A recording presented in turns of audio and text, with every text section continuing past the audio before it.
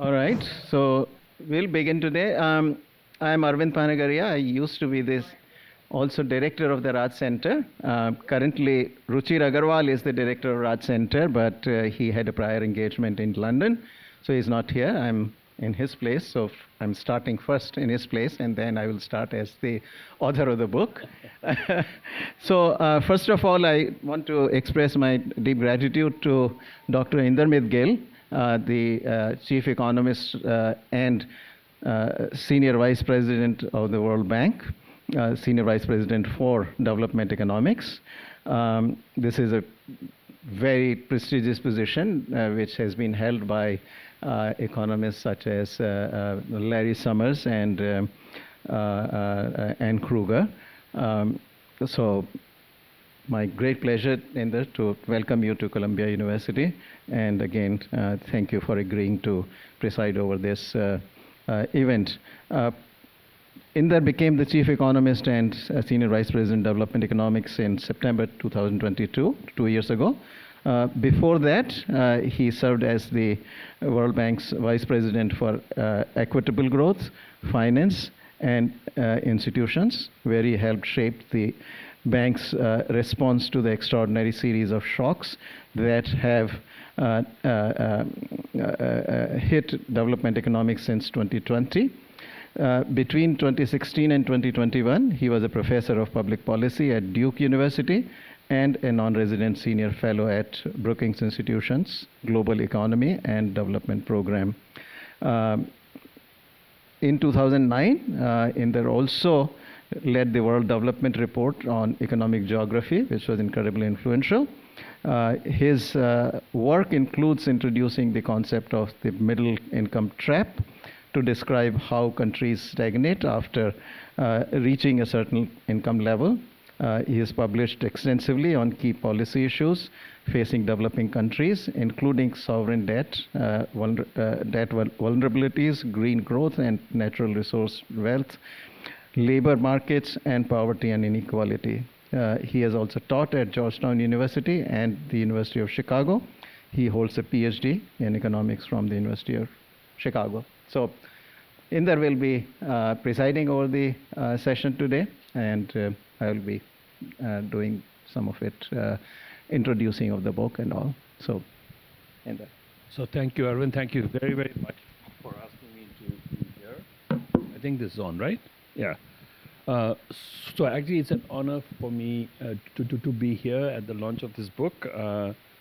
When Arvind called me and asked if I can be here today, I said yes, because Arvind has been very, very kind to me through the years. We first met 40 years ago, Arvind. We were getting old, yeah. Because he's been so good to me, I thought I could repay some of the debt, right? But I think actually, so I can actually say without any exaggeration that Arvind has done me a favor by making me read this book more carefully and sooner than I would have read it otherwise, right? Because I think it'll be a very influential book, this one. So I know that it'll be influential because it is on India and people have to read it. Because India is a country of consequence now. But it could be any other country and it would still be a consequential book. And the reason is that as I was actually reading the book, I realized that perhaps the best way to learn economics, especially economic policy, is by reading economic history written by a good economist. Right? And I also remembered, Arvind, I also remember something that Bob Lucas used to say, that essentially economists are storytellers and great economists are great storytellers. Okay, I think that Arvind has written a great story. So what's a great story? A great story has a compelling plot, it has interesting details, and it has a useful moral. Okay, and this book has all three of those. Okay? So I think that the plot is actually India's experiment with socialism and how it went terribly wrong for reasons that in retrospect seem so obvious, right? The second is that the details are important because it corrects many misconceptions. So actually, I thought that one of the misconceptions I had, Arvind, was that Prime Minister Nehru was a Fabian socialist. Okay, and I started to read your book. I started to read other things and so on. And I said, so what is a Fabian socialist? And then then I read that it was a concept that was the fundamental concept of the Fabian Society, which was founded in 1884. This is the same society that started the London School of Economics, so it's an important society. But basically, what Fabian socialism is the promotion of greater equality of power, wealth, and opportunity against that. The value of collective action and public service. That. An accountable, tolerant, and active citizenship, liberty, and human rights. Multilateral international cooperation. I think that these are all very nice things, but that was not what we saw during the first 3 decades of India's independence. And some of the quotes that you have in the book, they are just absolutely telling. So one of them I thought was something. This was from a speech that Nehru made in 1936, I think it was. So he wrote, "I see no way of ending the poverty, the vast unemployment, the degradation, and the subjection of Indian people except through socialism. That involves vast and revolutionary changes in our political and social structure, ending of vested interests in land and industry, as well as the feudal and autocratic Indian state systems. That means the ending of private property, except in a restricted sense. Replacement of the president, replace the present profit system by a higher ideal of corporate service. In short, a new, radically different from the present capitalist order." Okay? And then he actually talked about the Soviet experience, and he said that the Soviet experience is where India should draw lessons. Some glimpse we can have of this new civilization is in the territories of the USSR. Okay, so that was thing. Now, the other thing I learned from the book was, of course, there were people who actually had moderating influences on Nehru, especially Patel, especially the others, and so on. But then, actually, there's a chapter that all of you must read. If there's one thing you should read in the book, read chapter 4, because that's where the useful moral comes. And that was essentially about when the second 5-year plan was being constructed and finalized. And what happened, so the plan was being led by Mahalanobis, who was trained as a physicist, I think, and but he really wanted to be a statistician.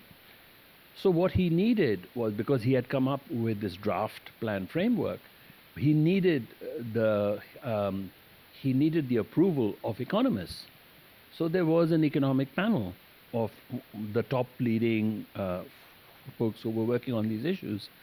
And the story that Arvind tells of that is one of abject failure of these economists to call things the way they should have called them, or they actually believed these things. So it wasn't just a Nehru thing. It was actually, this was a consensus of the moment. And there were some people who actually dissented, but not strongly enough.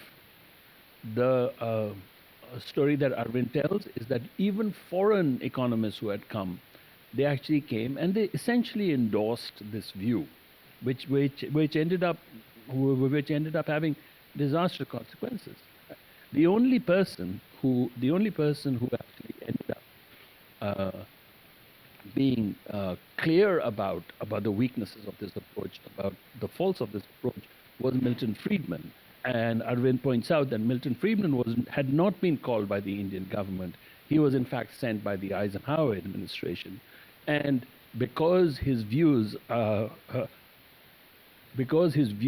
not being accepted because his views were not accepted even in the United States, the way that Arvind tells the story is that there was no chance that his views were going to have any influence at all in India.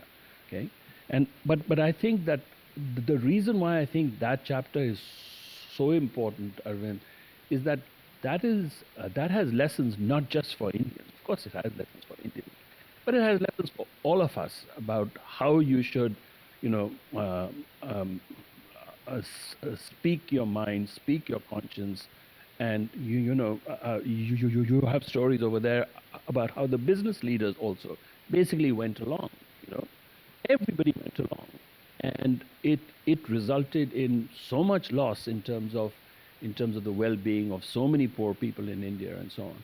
So I think that's the useful moral there too. So it's got all the elements of a great story. It's got a compelling plot. It's got interesting details, and it has a useful moral. But I'm not going to give you all of the punchline of the story. I'm going to turn it back to Arvind. It was a pleasure to read the book. I'm going to read it again when I get a hard copy of it. I hope to buy one here. I will buy one. It's worth buying it. Okay, over to you. Thank you, Inder. So, if I may, I'll go to the podium there and speak from there. I do have a small presentation, so I will rely on that as well. So, Mona, can we have the presentation?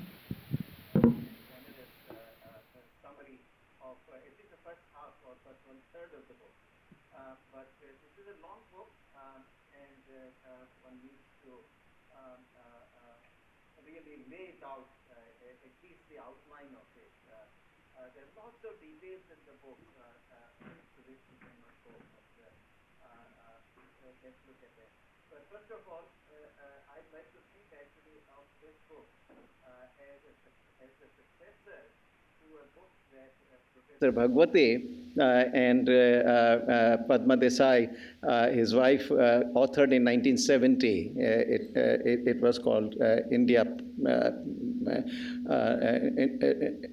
Planning for Industrialization. And that is really the only book, actually, if you were to scan through kind of numerous writings that happened on Nehru-Era, that systematically dissects the system that had been put in place by mid-1960s. So it gives you the full snapshot with enormous amount of detail, and I read that book extremely carefully in the process of writing my own. So I'm absolutely thrilled today, actually, that Professor Bhagwati is here, and I can present it in his presence. So let's get to the book itself. The way the plot begins really is here that at independence, Nehru had two major foundational projects that he launched. One was a political project, and the other was an economic project. The political project was about laying the foundation of a democratic India, which he did extremely successfully. In the early 60s, late 50s, there were all these predictions by some of the Western authors saying that India was going to disintegrate or turn into a military dictatorship and all. But none of that actually came to pass. India survived as a very, very robust democracy. And even when, for a brief period, Prime Minister Indira Gandhi flirted with the idea of some authoritarian control of the country, the foundations were so strong that within 18 or 20 months she decided to call for elections and return the country to democracy. So that was a very successful project. But Nehru's economic project was a failure of the same order, really. And it was not just during his years that the objectives of what he wanted to achieve were not achieved, but the foundation that he laid down in the end impeded progress in the subsequent years as well. And even till today, you will see. So the book really has three parts to it. There is the economic thought, which describes what the thought behind Nehru's development model was, but it also then goes through the prevailing economic thought, what everybody else who wrote around that period thought, Did they agree with Nehru, disagree with Nehru? In what way? It is all laid out in great detail. Luckily for that period, actually, we do get a lot of writings. And therefore, one can track that history of thought very, very successfully. So I was actually very pleasantly surprised at the time. I was really writing from here, sitting in New York, and I thought that it's going to be a real challenge in terms of accessing materials. But today, thanks to the internet, actually, virtually everything I could have asked for was available on the internet, and so I could access it.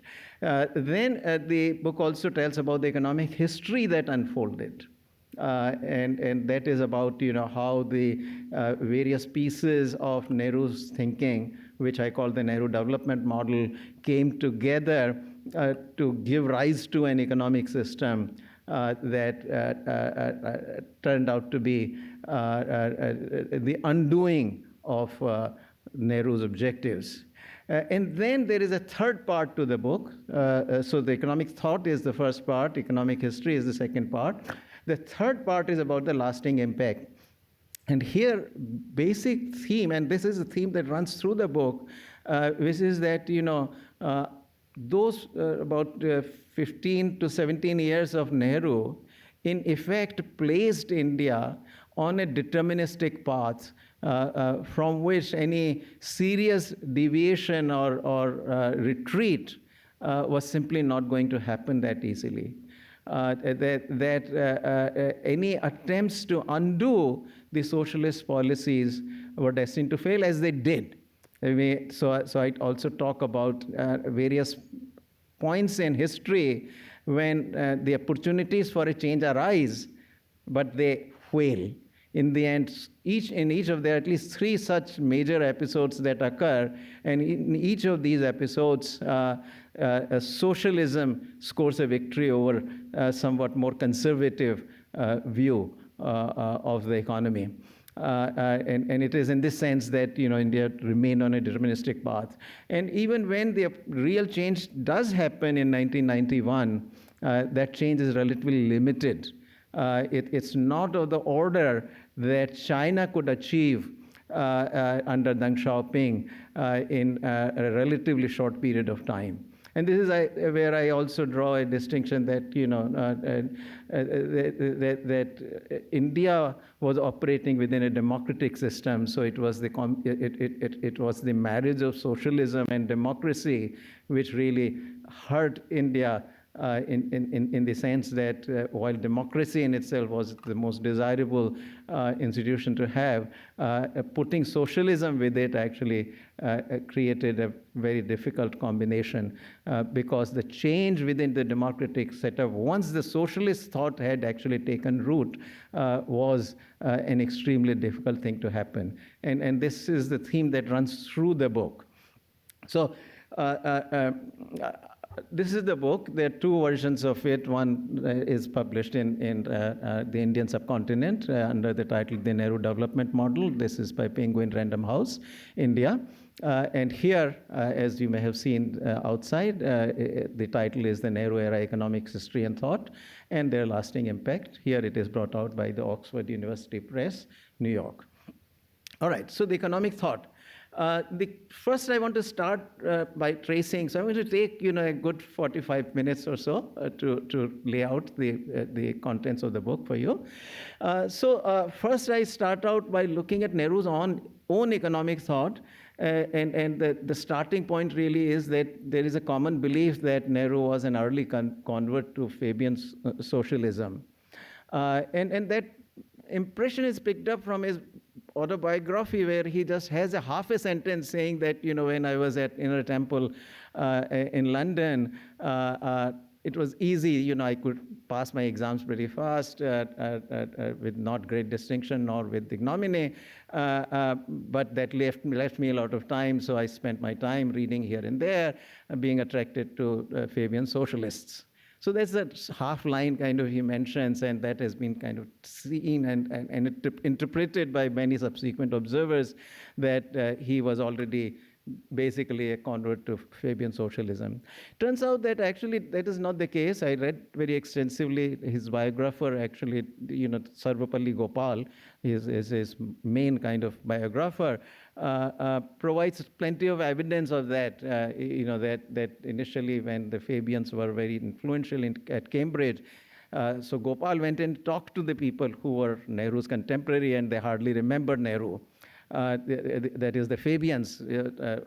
He quotes them. Also, Nehru, after spending time studying at Harrow first, then Cambridge, then at Temple in London, returns to back to India in 1912. Then he starts practicing with his father, and it takes a little while for him to join the freedom movement around 1919. During all this period, you really don't see any influence of socialism on him, nothing very serious. It's only actually when he returns to UK in 1926-27 and stays there till about December 1927.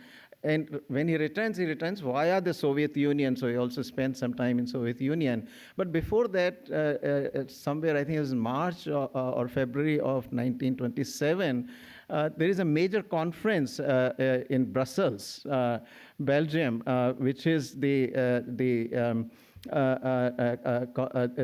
International Congress Against Colonial Oppression and Imperialism. And this is where all the socialists of the United Kingdom, as well as the nationalists from Africa, from Asia, come together.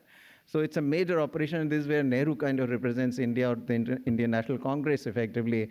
And this is where he actually interacts and imbibes this socialism. Initially, Nehru actually is not a simple socialist. He's a serious radical. And in the early 1930s, there are his writings where he is saying that there are only two options that the countries can have today. Either it is fascism or communism. And you have to choose between those two, and I choose communism or fascism. So it's really, there's this radical element, and it's repeatedly come in his, this theme gets expressed in his writings and speeches. And one of the ones that really, the last serious radical one was the one that Inder just read from this was a speech he gave as the president of the Congress in the Lucknow All India Congress AICC session. So this is where Nehru is about 1936, 1937. Now, when we jump to about 1946 and the Constituent Assembly's debates, etc., begin to happen, he becomes the Prime Minister of the interim government and all, you find a different Nehru. He's no longer radical, he's much more moderate. And indeed, there is a lot of push that comes for nationalization, for example, from the hardcore socialists. And Nehru is pushing back. He's saying that, fine, we want socialism and we want nationalization, but only to the extent that it adds to the production. But if our resources are very limited, and there is no reason for us to waste those resources on old technology, old industries that are already there in the private sector, let them do it. In the public sector, we'll establish new industries. So it really pushes back against nationalization during this period, and it's the it's the socialist wing of the Congress Party that is pushing far more towards the socialist ideas. So it's a changed Nehru. There's a bit of a puzzle there that the book goes into, that how did he really during this 8 or 9 years, or about a decade or so, what is the reason? How does he convert to a more moderate socialist? And unfortunately, the only book he writes during this period now, was The Discovery of India, which was written in 1945-46 when he was in the jail. So that is really only written source, and you get some hints of his change, but you really don't get the full sense of how this conversion happened. My own interpretation here is that in 1938, Subhash Chandra Bose, who was also a socialist, had appointed the National Planning Committee and made Nehru the chairman of that committee. And this committee had 14 members, including economists, leading politicians, but also 4 industrialists. And by all accounts, it is during the 2 years of deliberation in 1938 to 1940 that Nehru comes against the industrialists. And he realizes that the power of the industrialists is so strong that if he is to build a new India, he cannot do it without their cooperation. And so therefore, he has to compromise with them. Industrialists, on the other hand, after actually hearing Nehru's speech in Lucknow AICC session, get very perturbed that, will any room be left for us? So they really push back against Nehru. They also come to accept Nehru a bit. They know that they cannot fight socialism entirely. And so they say, okay, they probably need to have a compromise.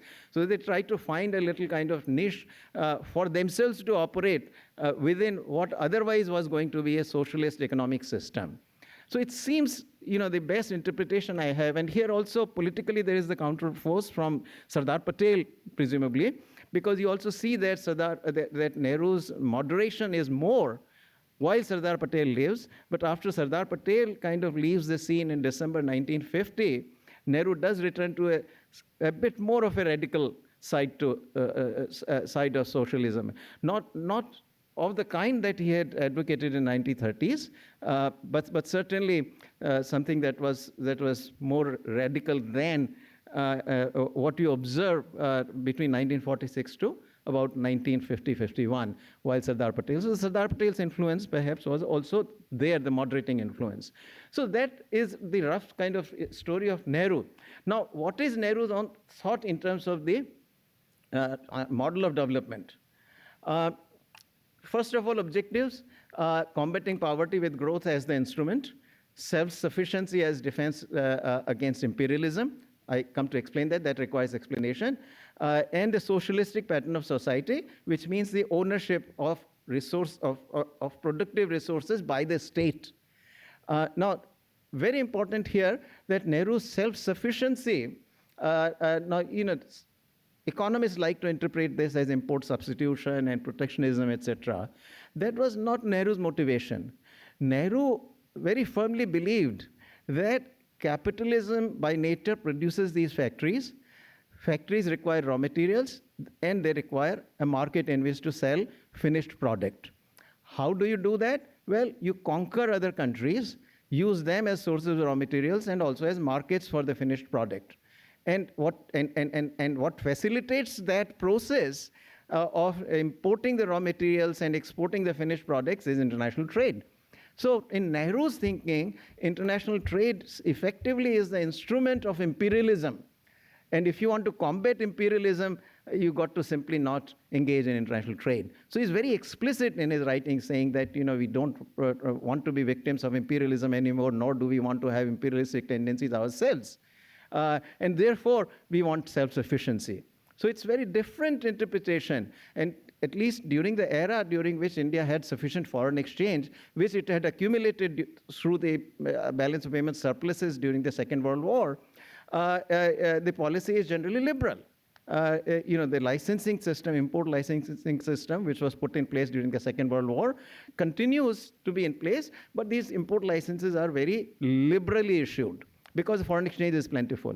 But then, 1950s, around 57 or so, that foreign exchange runs out. There is a sort of balance of payments crisis. There is no appetite to devalue the currency, which would have been the right thing to do at the time. And that is where then the import licensing regime becomes much, much tighter. And by the time we come to 1960s, it is a very, very controlled system that we have entered. So I'll talk about that. But that is the background of self-sufficiency in Nehru's thinking. Now, strategy for that was that once you decide, right, once you are not, that you don't want to rely on trade, and then you want to also industrialize and grow, well, you need machinery to invest in. So if you're not going to import the machinery, you have to manufacture your own machinery. So Nehru's first instinct was to go for heavy industry. Now, so he says, we want to build steel mills, we want to build machinery industry, machines that produce machines, all of that we got to do. So machinery, so heavy industry became the centerpiece of his development model. And this, I think, is, although it is following in a logical sort of sense from the self-sufficiency objective, it also proves truly fatal, and the impact of it really lasts till today. So I'll come to that. But now, that was one major piece of his development model. Then came the issue of light industry. He said, look, but then where are people going to be employed? One, of course, is in agriculture. India was obviously at the time primarily an agricultural country. So bulk of the labor force, almost 2/3 of the labor force workforce was already in agriculture. But there was non-agricultural employment needs. So he said, well, this is going to be all in this cottage industry. The kind of overall term used was called hand industry, meaning there is no capital. You work with hands only, more or less. Labor is the only factor of production. So, there are various words that get used. It is village industries, cottage industries, light manufacturing, light industry, small industry. But hand industry is the shorthand for all of that. That will both provide consumer goods and will also be the source of employment for the people. And then agriculture was the third plank of the whole thing. Services nobody talked about in those days. Those were kind of incidental, that they just happened. And so agriculture was the remaining major sector. Nehru was not particularly enthusiastic about agriculture as long as food supply was available. There was a sort of benign neglect of agriculture. In the first plans, the investments were done in agriculture, public investments, but that was simply because the serious planning had not yet begun, and it basically collected whatever projects were there. It was already 2 years late. Out of the 5 years, 2 years had already passed by the time the first 5-year plan was launched. So there was really the serious planning really begins with the second 5-year plan. Now the instruments of implementation were the 5-year plans, progressive expansion of the public sector, investment and import licensing, which I'll talk about, and price and distribution control. So that was roughly my sort of summary of the Nehru economic model. Now, the discussions, so Nehru was also an intellectual, so he really indulged the others in the process of implementing the development model. And so, as I said, second 5-year plan was the key foundational plan when Nehru began to put the various pieces of the puzzle together, various stones of the foundation together. And in this, he created the Planning Commission that was created around 1950-51. And so 5-year plans had begun already, but when the discussions here started, the key actor from the more sort of intellectual side was P.C. Mahalanobis. Now, Mahalanobis, as Inder already pointed out, was a physicist by training, had then developed an interest in statistics. So he also started India's leading journal called Sankhya in statistics. He also founded the Indian Statistical Institute. And Nehru, so he had known Nehru since at least early 1940s, and he had been discussing these things with him. There are some accounts of his meetings with Nehru, etc. there, which I talk about. But he was the one who prepared the framework document of the second 5-year plan. It's called the Draft Plan Frame, which effectively formalized many of the ideas of Nehru. He also, earlier in 1953, had published a formal mathematical model, two-sector model, of which effectively was very much driven by Nehru's own ideas. And it is known to the economists as the Mahalanobis model. But to me, it's very much influenced by Nehru's thinking and his interactions with Nehru in the earlier years. Now, this model effectively says that, look, if you want to grow in the long run, if you want to grow rapidly, then you have to invest in the capital goods, in the machinery, in steel mills, etc., etc. And that is the direction in which the draft second five-year plan pushes. Now, as Inder already discussed, they also appoint a panel of the most distinguished Indian economists. There were 21 of them, chaired by C.D. Deshmukh, who was both the finance minister and a member of the Planning Commission. And these 21 economists actually write their own papers, very detailed papers, which are all available, which virtually all of them I actually read in the course of writing this book. And they gave their opinions. Now, the remarkable thing is that, with one exception about which to which I'll come in a second, the panel of economists gives a kind of resounding support, very strong support to the draft five-year plan. In fact, their only added advice is actually for more controls than what the draft plan thought was required. It's a long document that they produced, the opinion that the panel of economists gave. And what they say is that, there was one controversy was about the size of the plan. They said, no, in fact, the plan may not be ambitious enough because, prices may fall and that may be deflationary. And, so it's a great thing, the size of the plan, large plan, that's a great idea. Also, the emphasis on heavy industry is fully kind of endorsed by these economists. And then they go on and talk about, a lot more regulation. There's a bit of a contradiction there that talk about that the government should also do this, create a labor pool, they should do this, do that. Then they also lament that there is not enough administrative capacity. Now, if there's not enough administrative capacity, you've got to worry about, do you want more regulation? Can they really do it? But in any case, that is what the economists do. There are a couple of exceptions. One is B.R. Shenoy, who writes a decent note. And the other is coming from Vakil, who is representing the Bombay School of Economics. And he brings in his younger colleague, P.R. Brahmanand. Brahmanand is not a member of the panel, but he really very actively participates. Now, Shenoy actually is often pointed out as somebody who had foreseen the problems of this model. But it turns out actually that his objections were only to the size of the plan. He said that, look, you are going to do a lot of deficit financing. You'll print a lot of money to mobilize the resources, but that's going to lead to inflation. And your exchange rate is fixed, and this inflation is going to lead to other problems. So that was his main critique. But at this point, at least, even Shenoy doesn't talk so much about the heavy industry. Nothing actually in criticism of the heavy industry, or for that matter, over self-sufficiency also. There may be a reference in a sentence or two here and there, but the central theme of his criticism is all about only the size of the plan, nothing more than that.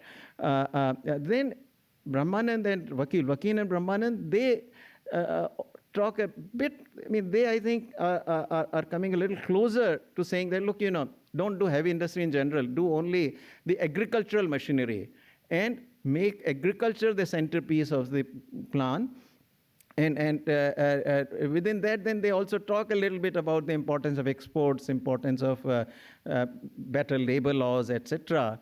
But none of this is central. If you read carefully, you can find these things, elements of these, but they are not central to their critique. Their central thing is to say that, look, focus on agricultural machinery. So in a way, they also endorse the heavy industry, heavy machinery, except that they are saying that don't go heavy industry and go for heavy industry in general, but only for agricultural machinery, so that the farmers who will produce some marketable surplus will sell their produce, extra produce, the surplus produce, in return for the machinery, and that will help the agricultural growth, etc. And then from there on, you go forward. So it's still a little better, I think, than the Nehru's original conception for sure. But even they don't come anywhere close to zeroing in on the problems with both self-sufficiency and heavy industry approach. Milton Friedman is the only one. Now, so the others, there are foreign economists, which I list here, who come, they all endorse the plan, and Mahalanobis gloats about it, that, this was a great shot in the arm for us, that that the panel of economists approved it, the foreign economists approved it, etc. Milton Friedman actually comes largely at the initiative of the U.S. government and spends a few weeks in the finance ministry, writes his short note, which is only 4,000 words. Nobody knows about it, actually. It gets buried, and it is brought out back into the light somewhere in the 1980s by an Indian economist in a book. And I myself actually picked it up somewhere in 2000, so I wrote a column in the Economic Times around somewhere in 2000 about it. But Milton Friedman gets it all right, and there are many elements of what he gets, but I'll point out two, which is very important. One, he says that, look, how are you allocating your capital or your resources? Your allocation of resources is that at one extreme, you have the capital, heavy industry, steel, machinery, chemicals, engineering industries, all of that, which is not working with hardly any labor, which has no labor to work with, very little.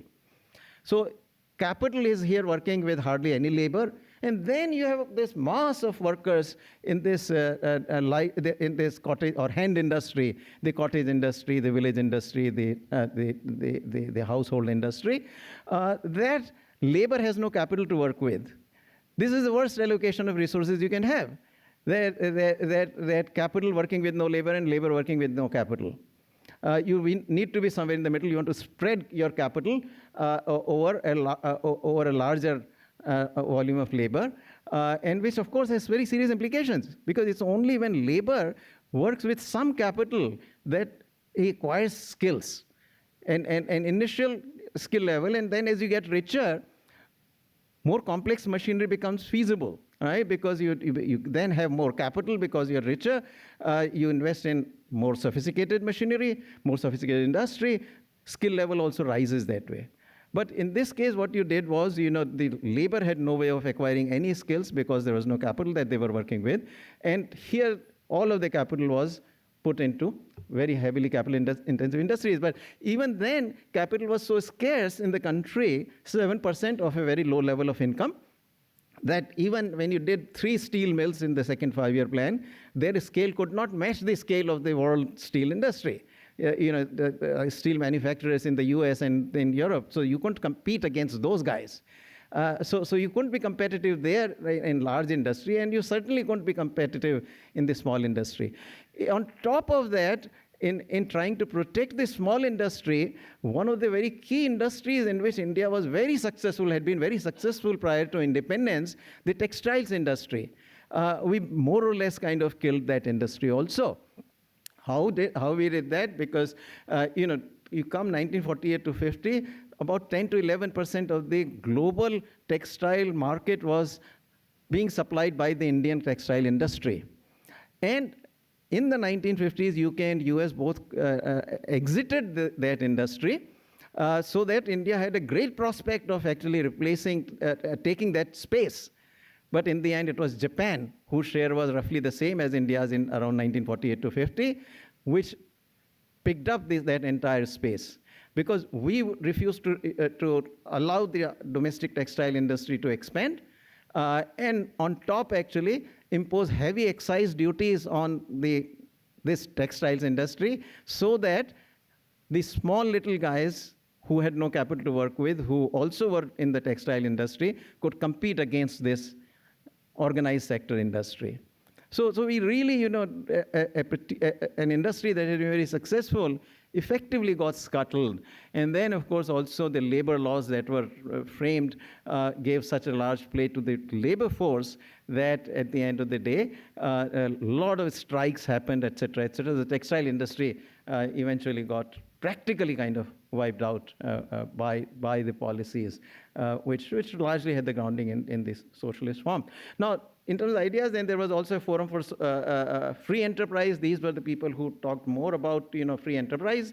A.D. Shroff, Minu Masani, Palkiwala, B.R. Shenoy, P.T. Bauer, M.A. Masters, K.C. Cooper, but they were never influential. So even though in terms of ideas, something existed, but none of these, by the way, even these fellows nobody picked up the problem with the heavy industry. So effectively, what you observe, if one were to summarize it in one sentence, the economic thought was all in favor of the Nehru model. So it's not as though Nehru was alone in this. He was supported largely by all the economists, all the businessmen. Also, by the way, I forgot to mention here the industrialists. I'd mentioned that discussions during the planning committee, the National Planning Committee from 1938 to 40, where the businessmen had seen Nehru really going at it on the socialist side, on nationalization of industry, etc. So they saw the problem. And so what they did was they wrote their own about 15-year plan, actually. So it's about practically 3 plans rolled in one, which they published in 1944, 1945. You read that Bombay plan and compare it to the second 5-year plan. There's hardly any difference. They are advocating the same heavy industry, the same regulation of the private industry. Everything is there, self-sufficiency is a part of it. So even industrialists are very much in sync with Nehru's model and do not provide any counterbalance, at least at that point. Now, later on, you can see mid-1960s, after Nehru was gone, that industry begins to talk a bit more about this licensing that had come up. Okay, so I'm sorry, I'm going a bit slow. So I'll speed up a bit.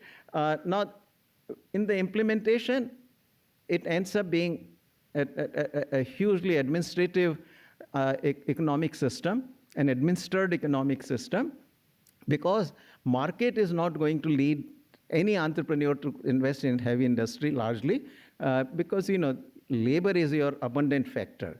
That is the factor that the markets will want to use more effectively. Therefore, the investment, if driven by the private investment, would have gone to the labor-intensive industry. But if the priority was the heavy industry, then you had to bring in some regulation to make that happen. How that was done? One, public sector took the lead. So public sector started in, collecting savings, meaning, taxes. Through taxes, it collected revenue and then invested in these heavy steel mills and machinery industry. So that was one way it was done. But Nehru also knew that it could antagonize the private sector, so he accommodated the private sector also. So the private sector, but the private sector was also not allowed to invest in light industries. Private sector was also told that any large investment you want to do, and large meaning what? Even by early 1960s, large only meant anything that is exceeding 1 million rupees.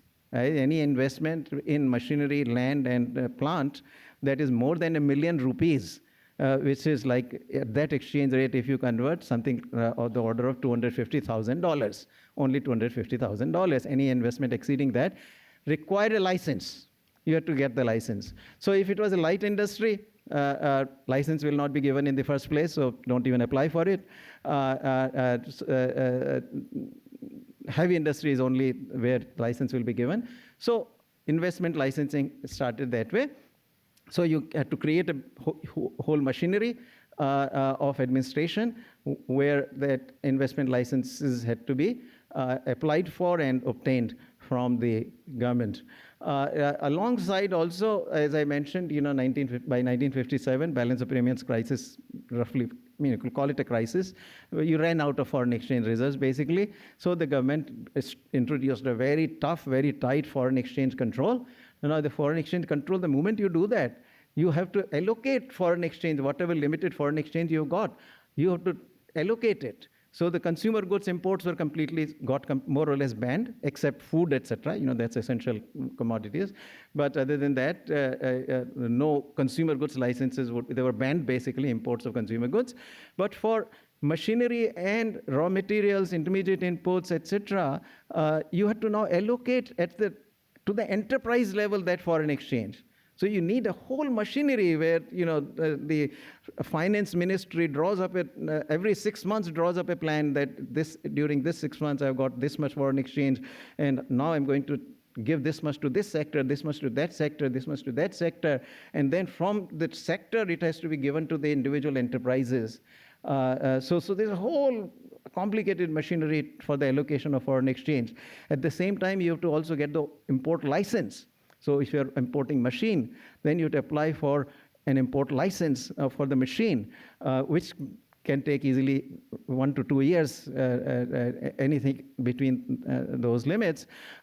Likewise, every 6 months you are also getting an import license for raw materials, intermediate inputs, etc. So you can see the whole system, and how much time these entrepreneurs are spending in the offices of the Commerce Ministry, Industry Ministry, etc., obtaining these licenses.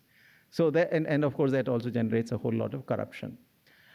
So this is the system that evolves, all kinds of different inefficiencies.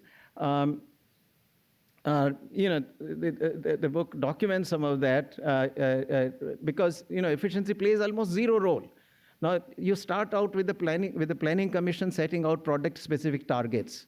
Now, how much of a particular chemical will be produced, how much of a particular machinery will be produced, how much of the machinery parts will be produced.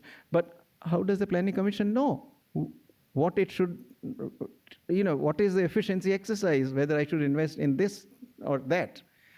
They couldn't. And the Bhagwati and Desai book really goes in great details of that. There is a very nice quote about the whole system in Bhagwati and Desai book. The whole system was Orwellian, that there was no way, you got 100 different industries, and then each of these industries is divided into 25 other industries. And so as illustration, actually, the Bhagwati Desai book also gives this whole list of these industries. So how was the allocation being done? What to produce, what not to produce, and all. So it was all very ad hoc. So therefore, in setting the product targets by the Planning Commission, there was no discussion, no consideration of efficiency. In the private sector also, licenses were issued as the applications came. So it was not like you are saying that, well, here are 3 applicants and this is the most efficient, so I should give the license to this more efficient one. No, it was first come, first serve. So if the efficient person came later, and often the inefficient ones who managed to grow bigger acquired the knowledge of the system. So they were always there with their applications for licenses, the Birlas and the so forth, so large industrialists. So that again, another level at which the efficiency got a short shrift. After licenses were issued, there was no scope for more efficient, for the more efficient supply producers to expand. And forcing the less efficient to contract. They coexisted because there was shortage economy. So even the more efficient could not produce more because the more efficient was more efficient.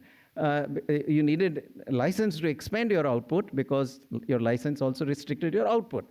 So this is a very inefficient system. Likewise, in imports are then given out by the enterprise level. At the enterprise level, import license is issued to the enterprise for import of raw materials, machinery, etc.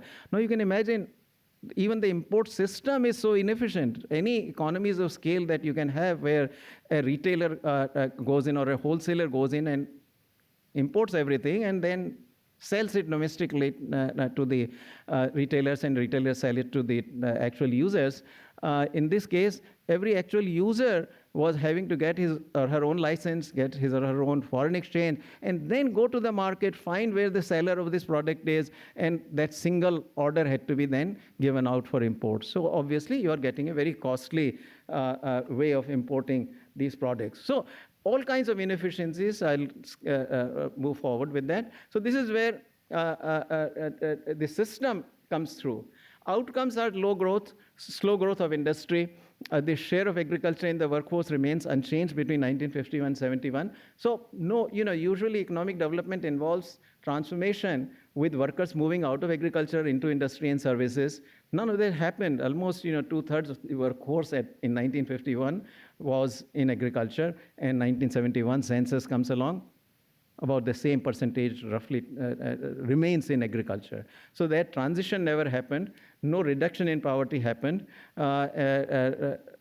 International trade performance became very poor. Actually, in the 1950s, imports at peak were at about 8 or 9%, or even may have hit about 10% of the GDP. By 1970, they dropped to 4%. The system really becomes very autarkic. And also, one very striking fact, that in the second five-year plan, because now remember that you're doing heavy industry, you need engineers, you need managers. So you invest in IITs, you invest in IIMs to produce engineers and managers. Well, that doesn't leave much resources for primary education. So primary education actually gets neglected. Peter Bauer actually provides this striking statistic that during the second five-year plan, the development expenditure on primary education in India was half of what was invested in a single steel mill. That is how low the investment in the development expenditure on primary education became in the second five-year plan. So you can see that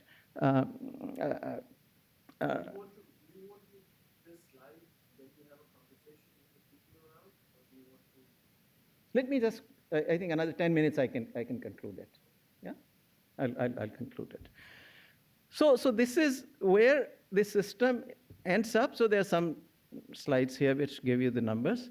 Now, last part of it. So I've told you about the economic thought. I've told you about economic history during Nehru-Era. Now, what impact it has in the longer run? In the longer run, the socialist thought really grips everybody, whether it is the politicians or the bureaucrats or the intellectuals, including economists, or even the businessmen, and then the judiciary. They all actually get immersed into this socialist thought, socialist ideology, and that actually makes the change far more difficult. Nehru himself, about Nehru it is said, and nobody said it better than Narasimha Rao in one of the interviews that he gave on Walk the Talk, that Nehru, I mean, the way Narasimha Rao put it was that, don't talk of Nehruvian economics or Nehruvian politics. He said Nehru was always evolving, so there was nothing called Nehruvian. And this is true. I myself described to you how, from radical socialist, it evolved into this much more pragmatic, much more moderate socialist. So Nehru did evolve. But on this set of ideas, the economic ideas that he put in place through the second five-year plan in the system, there is no change in Nehru, actually. There's a beautiful, exchange of debates in the Lok Sabha, in the lower house of the parliament, when there is a no confidence motion brought against Nehru, and Nehru then responds at the end, and he really defends every one of these ideas that he had espoused. There is no evolution in Nehru himself till then. Not only that, actually, all the contemporary politicians that succeed Nehru are basically very much trained in the same kind of thinking. He is succeeded by Lal Bahadur Shastri. Some people say, well, he certainly believed more in agriculture, and he does a lot more about agriculture. The Food Corporation of India, the Agricultural Price Commission, the Dairy Development Board, etc. These were all actually during that very short, he ruled for about 18 or 20 months. And within that period, he established this machinery of agriculture for sure, which still survives till today. But other than that, you read his speeches, he supports heavy industry, he supports socialism, there's no question, In any case, there are some people who claim that, if Shastri had lived longer, then reforms would have happened much sooner, etc., etc. I.G. Patel writes that also, but I argue actually that that's just not the case. It just is not the case. There's enough evidence to suggest that Shastri would have not changed anything substantively.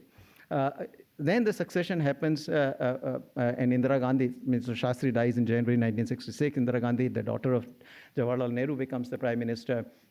And here again, there is a view which says that she was simply opportunistic. She was neither capitalist nor socialist, but only opportunistic. I argue actually that's not the case. I think she was most certainly very heavily herself a socialist, and a lot of people ascribe her socialist policies to her main administrator, his principal secretary. Who supposedly drove a lot of the agenda, but he was brought actually by Mrs. Gandhi. Soon after she became prime minister, she had chosen him to be the principal secretary, who had a communist past and all.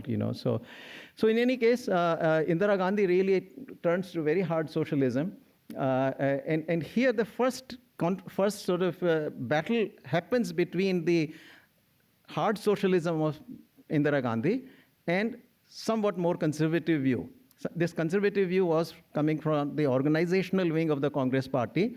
So there were Morarji Desai, Namboodiripad, Kamraj, etc. They were on the other side. And when this first battle happens between the two sides, in the end, Indira Gandhi's hard socialism wins. She breaks the Congress party, and there is one wing, and then ultimately, eventually, the organizational wing forms another Congress party, Congress O. That goes on. So first battle, socialism wins. Then Indira Gandhi imposes emergency, after which she calls for elections, loses the election, and then Morarji Desai and all the others who were among the conservatives become the ruling party, the Janata Dal, and Morarji Desai becomes the prime minister. Now you would think that here was the chance for Morarji Desai to make all the changes he wanted to make, move away from socialism. He did not. He supported the same heavy industry, he supported the same controls, in fact, he made it worse because, by this time there was also another category of products that had been put in place called small-scale industries reservation. So a list had been created by Indira Gandhi where a large number of light manufacturing industries were reserved for the small-scale manufacturers, and Morarji Desai expanded that list by several hundred items. So in effect, here's a second opportunity that comes for at least some small change. Nothing changes. So again, this is the deterministic path story. And then we come to the Indira Gandhi. Then, so this government lasts for less than 3 years. It falls. So 1977 to 1980, Morarji Desai government rules. Then January 1981, Indira Gandhi returns. She scores a resounding victory. She comes back. Now, a lot of people say that this was a really liberal era. So compared to, compared to the earlier period, you can say some small liberalizing reforms did happen during these 5 years of Indira Gandhi, up to about October 1984. But these were just tinkering. Some bit of that tinkering she had done in 1975 and 1976 also. So it's nothing new in that sense, perhaps a little bit more of what she had done in 75 and 76, but largely, no, it's the same system basically in place when she leaves. So October 1984, Indira Gandhi is assassinated, and her son, Rajiv Gandhi, becomes the prime minister. Now, Rajiv Gandhi was, I think, the first prime minister who was free of any socialist thought. And this is beautifully written by Professor Bhagwati himself in another book, actually, which he published in 1993. And he puts it really beautifully there. I can't, I wish I had the quote with me here. But basically what he's saying is that, look, Rajiv Gandhi was the first prime minister. He, by the way, was first went in the 60s, he went off to study in Cambridge, in England. He came back around 1970, became an airline pilot. And so for the 10 years, he was an Indian Airlines pilot. In fact, in 1974, when I took the first flight of my life from Jaipur to Delhi, that plane was flown by Rajiv Gandhi. So Rajiv Gandhi, as Professor Bhagwati describes, is that, look, he was the first prime minister who would experience socialism from the receiving end rather than the giving end. That the rulers, are in charge, they are behind the desk. But Rajiv Gandhi experienced the effect of socialism from the viewpoint of somebody who is in front of the desk, meaning at the service receiving end. And so he had a much better sense of what socialism had done. And so if you read his speeches in the first year, socialism hardly ever figures in his speeches. I mean, there are about I give some statistics, did the count of his about 130 some speeches in which socialism gets used only 12 times, and 6 of those are about historical description. He was talking about 50s and 60s and all. And the other times when he uses the word socialism, he is interpreting it as something, where socialism means bringing up the poor, not leveling the wealthier people down to bring equality, but pulling the poor people up to bring equality. So Rajiv Gandhi, in this sense, was the first prime minister whose instincts are very right, very good, actually. But socialist thought, nevertheless, is very powerful. So, his first budget, which is 85-86 budget, which he produced is in March of 1985, is incredibly reformist budget, and it is people who very few, Palkiwala and a few others who were really pitching for these reforms, really say wonderful things about the budget, that this is historic and whatnot. But by May 1985, March 85, the budget comes out. By May 1985, there is the session of the All India Congress Committee in Bombay, and boy, the working committee gets on his case that he has to he's got to endorse the socialism, because Nehru and socialism are integral to Congress party and all.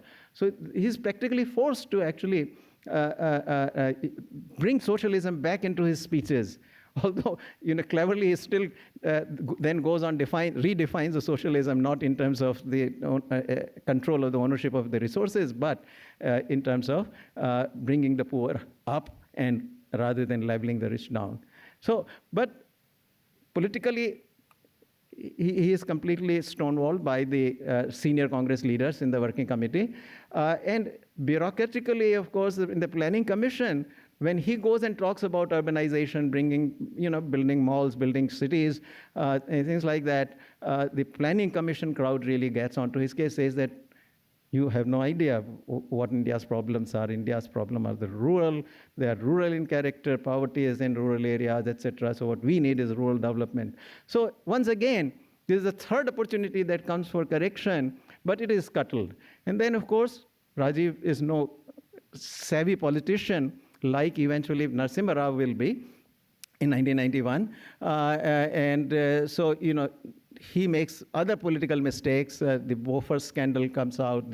He sends out troops in Sri Lanka where the army gets beaten up. Then Shah Bano case happens. So he becomes incredibly unpopular. So last 3 years anyway, because of his own political mistakes, actually are a wash. But here was, so only part of his liberalization agenda that still survives and continues a little bit was on trade liberalization. That liberalization continued through the 1980s. And then 1991 comes, which in the election campaign, Rajiv Gandhi himself gets assassinated. By sheer stroke of luck, Narasimha Rao gets invited. First, it is somebody else, actually. Shankar Dayal Sharma is the one who is called first by Sonia Gandhi, but Shankar Dayal Sharma says, I'm not in good health, so I really can't do it. So it falls on Narasimha Rao. Narasimha Rao comes in, and lo and behold, he actually takes the action that was needed, that was required to be taken. Now, there is a whole chapter which goes to explain Narasimha Rao himself, because when one talks about this deterministic path, one has to explain how Narasimha Rao turned out to be an exception. Why did he do things that were different from what any other politician would have done? And actually, the other politicians did try to push him back that, this is not Nehru's policies. You're leaving socialism and Nehru behind. And also he's to apologetically build up a narrative in which he says that, no, I'm not leaving Nehru behind. What we are doing is very consistent with Nehru, and this is what Nehru would have done also. So he does that. But nevertheless, one needs to explain, because after all, Narasimha Rao was only 4 years younger than Indira Gandhi. So he was brought up into the same milieu. He grew up, he became a politician, and practiced much of his politics during the socialist era. He was a member of Indira Gandhi's cabinet from 81 to 84. He was a member of Rajiv Gandhi's cabinet. So how is he different? So the book really spends a whole chapter on explaining Narasimha Rao himself, why he was different, why he escaped, and so forth. So there is that. Then there is an impact that continues. Even today, we saw the farm laws got reversed. They had to be withdrawn by the Prime Minister, but even before that, when Atal Bihari Vajpayee was doing his reforms, he had to withdraw his proposals to do labor law reforms. He had to withdraw the rollback, the subsidies, on fertilizer. He had tried to reform the fertilizer subsidies and all. So a lot of this, reforms that do continue to happen, nevertheless also face a lot of pushback from various quarters. So that on the political front continues. Then the last two chapters also talk about how the bureaucracy actually very much became a stumbling block as well. That this and there is this inheritance I talk about, that the younger bureaucrats learn from the older ones, younger politicians learn from the older ones, younger economists learn from the older ones, and there is this legacy, this inheritance that happens, which perpetuates the older ideas, and that has continued to happen, and this is most visible actually, among the economists. That is where you see the influence the most. I talk about this striking fact that if you limit yourselves to only economists within India who were largely brought up in India and educated in India, apart from one economist, I cannot name anybody who actually is an unqualified supporter of economic reforms. Everybody is qualified supporter. Things have changed, so evolution has happened, but evolution has been slow. The socialist thought still continues to grip India. Now, last chapter, I come and talk about, could it have been different? Is there any way that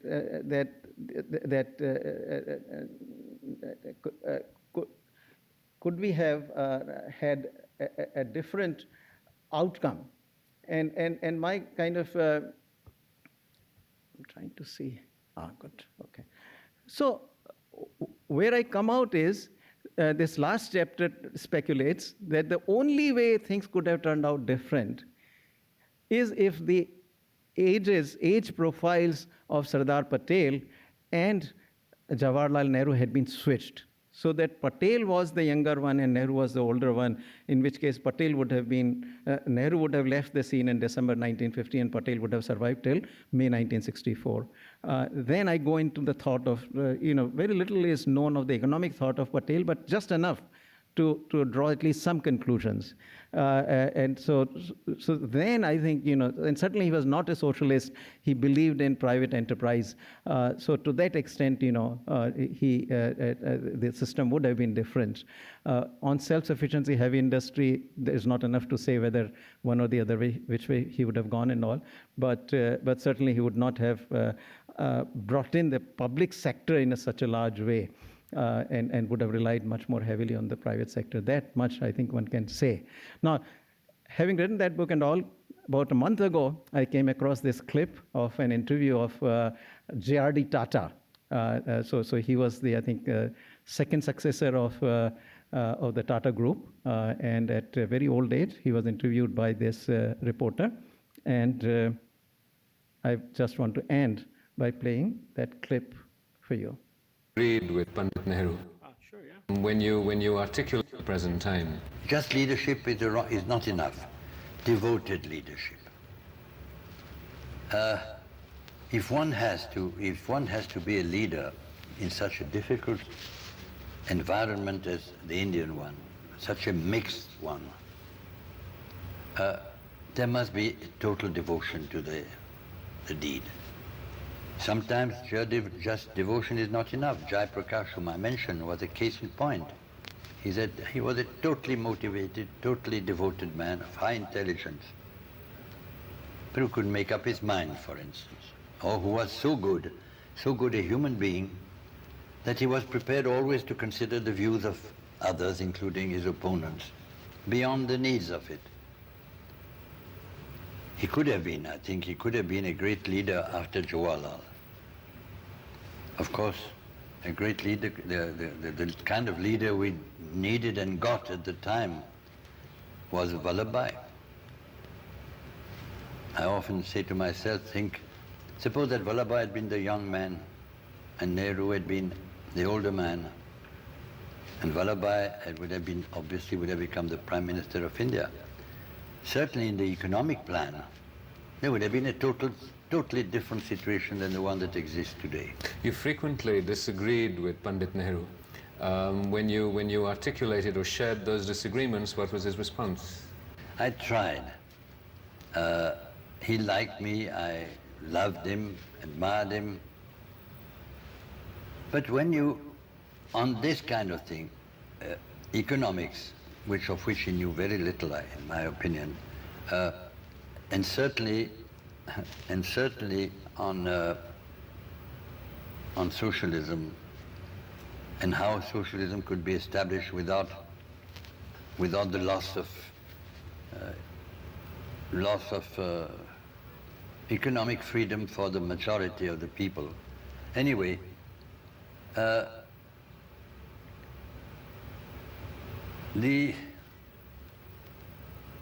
going to be careful what I say. Repeat your question. When you spoke to Jawaharlal Nehru and Yes. articulated your disagreements in his economic policies, what was his reaction? It was very simple. No, I'll tell you what his reaction was. I thought I'd mentioned somewhere. I'd go and see him. Sometimes he'd invite me even to have a meal to see the giant panda that he had, And then I would try to bring the conversation to economics, nationalization, bureaucracy. He was not only not interested, but he wasn't willing even to talk. And he had invented a little trick, was that when if we sat fairly near each other, and there was a window not too far, the moment I began something like that, he'd turn around and look out of the window. And I got the message. In the case of Mrs. Gandhi, it was a slightly different way of doing it. When she began to lose interest in what you were saying, namely arguing against something she was doing, she would begin to pick up some of the letters or envelope and start opening envelopes and pulling out, practically hinting that, look, I've got other things to do. So I take the message. Did you have much to do with Mahatma Gandhi? Thing that struck me about that interview, Arvind, was that he said that Pandit Nehru didn't know much about economics, but he was the minister of the economy for 18 years. Yes. Right? And so was Indira Gandhi. Yeah. For another 11 or so, right? The other thing that struck me was at the same time that India was doing that, if you look at the work of Claudia Goldin, the US was embarked on this massive increase in mass education for the common people. And then if you look at the work of Norman Borlaug and the others, there were these big investments in agriculture happening here at the same time. At the end, India was a beneficiary of some of those investments. But meanwhile, we were going a completely different route, right? And then the other thing, all of this stuff is hardwired into the Indian mindset. Now, I think about it because by the time I was born, Arvind, which was, that was the end of the second 5-year plan. I think by that time, India was well and truly screwed already, right? But then there were these 5 plans in the middle, three 5-year plans in the middle. By the time I got to college, where I thought that I went to the best undergraduate program in economics in India at the time, and I learned nothing. I was a really good student. I tried very hard, but I learned nothing at all. I mean, I think that we were force-fed all of this stuff about plans and how good they were, etc., etc. So I think that the reason why you're such a good economist was I don't think you studied economics in India, right? Well, I studied in India also, but I was then reborn here at Princeton. Me too. Okay. And we both studied during the ascendancy of Milton Friedman's ideas too. Yes. So Yes. But there was a lack of absence, at least at that time, of any American thought. It was, I think, European thought and Russian thought. Yes, I think that is the key. That really is the key, that those who are educating us have themselves either studied in the UK, or they have been influenced by those who have studied in UK. So that generation, everybody is going to the UK to study, and that I think had a major. So I thought after I left that that the curriculum at Delhi University would have changed and so on. But then I met somebody recently, and they were telling me that my class notes, that they really liked my class notes. They had been handed down. So obviously they hadn't changed the curriculum if my class notes were still important. So I think that there's a lot of work to be done. Yeah, no, I mean, look, this is what I say in the book, that today you still, a very successful entrepreneur put it beautifully to me. He said that today at least students who get out from these good universities and come to the industry, they learn. They quickly begin to, so the industrialists still speak a bit of a different language. But he says that those who go and teach in the universities don't have that exposure. So they continue to teach what they learned in their school. So the students are simply not getting that perspective. And in the way that, for example, in the education here, industrialists also get integrated. The entrepreneurs in general get integrated. In India, they are not. So this kind of reproduction of yourself continues. Yeah. I bet we have lots of questions. Actually, why don't we take one of the things? Who wants to ask a question? I can bring the mic down. Professor Bhagwati, of course. There you go. Maybe I. No. What will I've been grounded.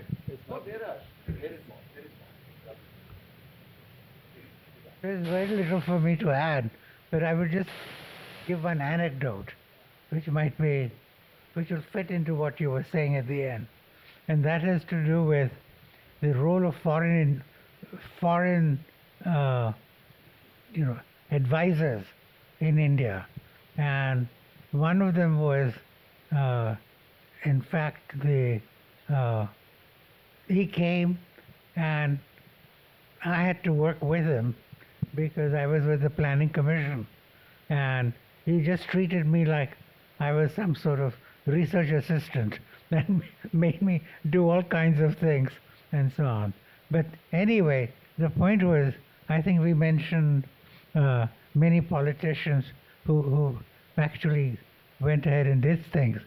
And that was also true of some of the foreign economists who came. And it's not true that people were not afraid of them if they wanted to hold on to their own views about socialism and so on. So when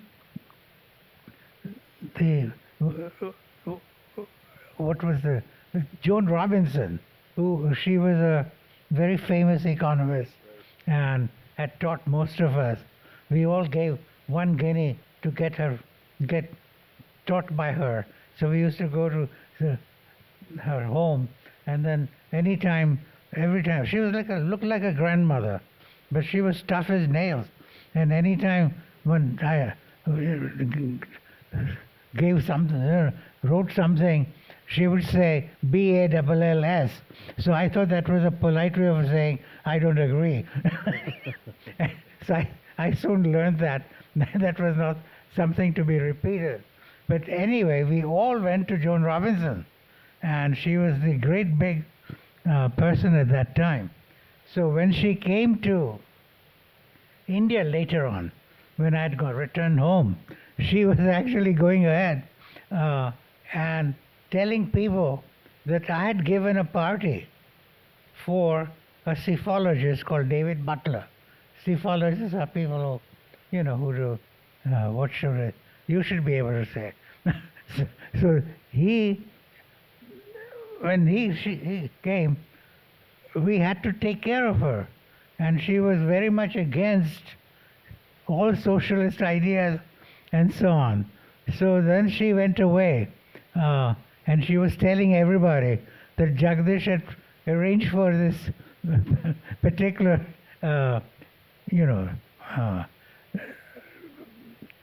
celebration for David Butler, the psephologist, because that was a time when she would be away, and I didn't want her to be attending the class.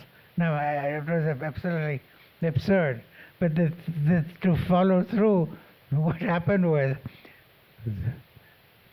Joan Robinson got hold of Milton Friedman's itinerary, wherever he had gone, talking about his stuff, which was anti-socialist. And then she went through the same itinerary wherever Joan had gone, and she basically wanted to undo the damage that Milton Friedman had done.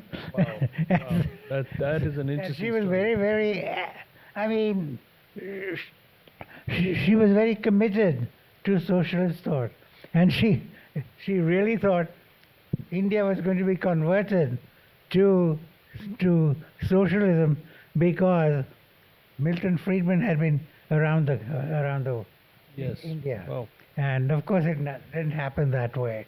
But she was very much animated. But in the end, I don't think Indians by that time knew what they were doing.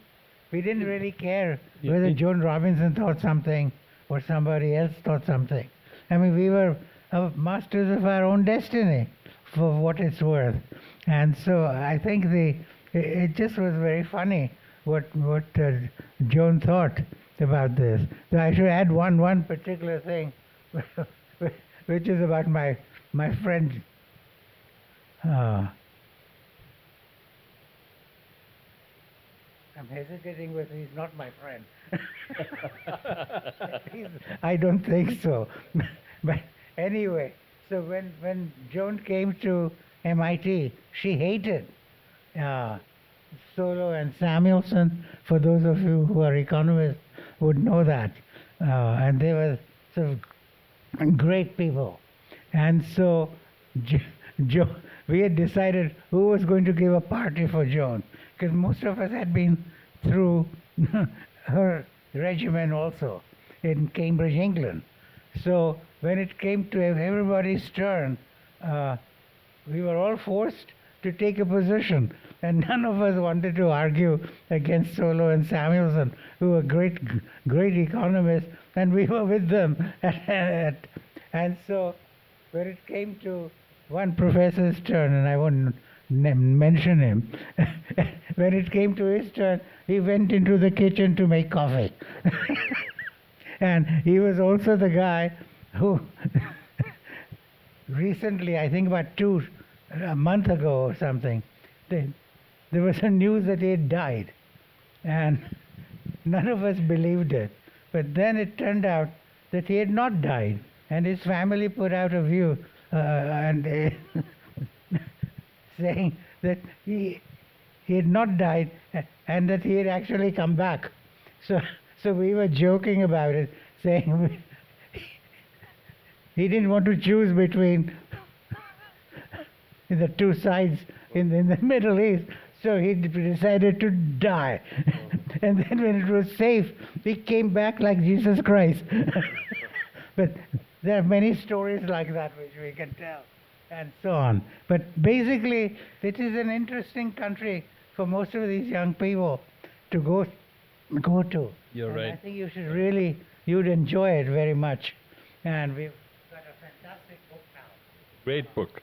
It's an excellent book. for us to write, so you can write about something new. So we wouldn't have had any trouble with the Robinson, Samuelson, and Solo thing because we thought of all three of them as socialists. So. They're all great people. You were at Chicago. Okay, who else has questions? There you go. There's one there. Please ask questions. Please ask questions of Arvind.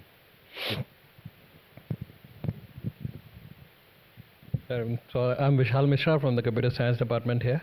So my question is, you have been in India for, I guess, the past year, and you were there before the election, and you have been here after the election. Has the mood changed, and has your optimism about the end of socialism changed at all? So I have a slightly different question, but that is also related. You know, so if you had not gone through all of this exercise and so on, and you had been appointed the chair of the Finance Commission, the 16th Finance Commission, how is what you've learned from this book going to affect the work that you're going to do? Okay, so I'll answer Vishal's question, but I think to your question, It's a difficult. I can't answer because I won't answer because Okay. that relates to the work. Okay. And it's not appropriate for me to say anything at this stage because no decisions have been made. Where we will come out on this is not known, will not be known for many months. But Vishal, I think still the election is just one event in a series of things that have been going on in India over the last 75 years. And most certainly, socialism has had many comebacks, even when we thought that the reforms were here to stay, for example. So I'll tell you one point at which this comes out quite starkly, which is we had Narasimha Rao, 5 years of, certainly 4 years of concerted reforms, then some short-lived governments, but then Atal Bihari Vajpayee came in for 6 years. Huge number of reforms, quite amazing. So we thought that now, at 2004, one thought that finally the socialism had been more or less defeated, and now the road is clear. Vajpayee will come back, and in 5 years he will change the Indian scene completely. And they certainly, by the noises some of the politicians of that time were making, made one very optimistic. But here again, as I said, this democracy and socialism, the interplay. Vajpayee lost, United Progressive Alliance came to rule, and effectively we returned to socialist rule for 10 years. In the first 5 years, not a whole lot of damage was done. I think, it was benign kind of neglect of reforms, but nothing more than that.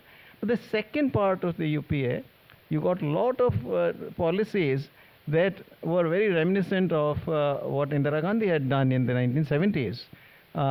You got the Land Acquisition Act, even the Right to Education Act, in the way it was framed, is very socialist in its nature.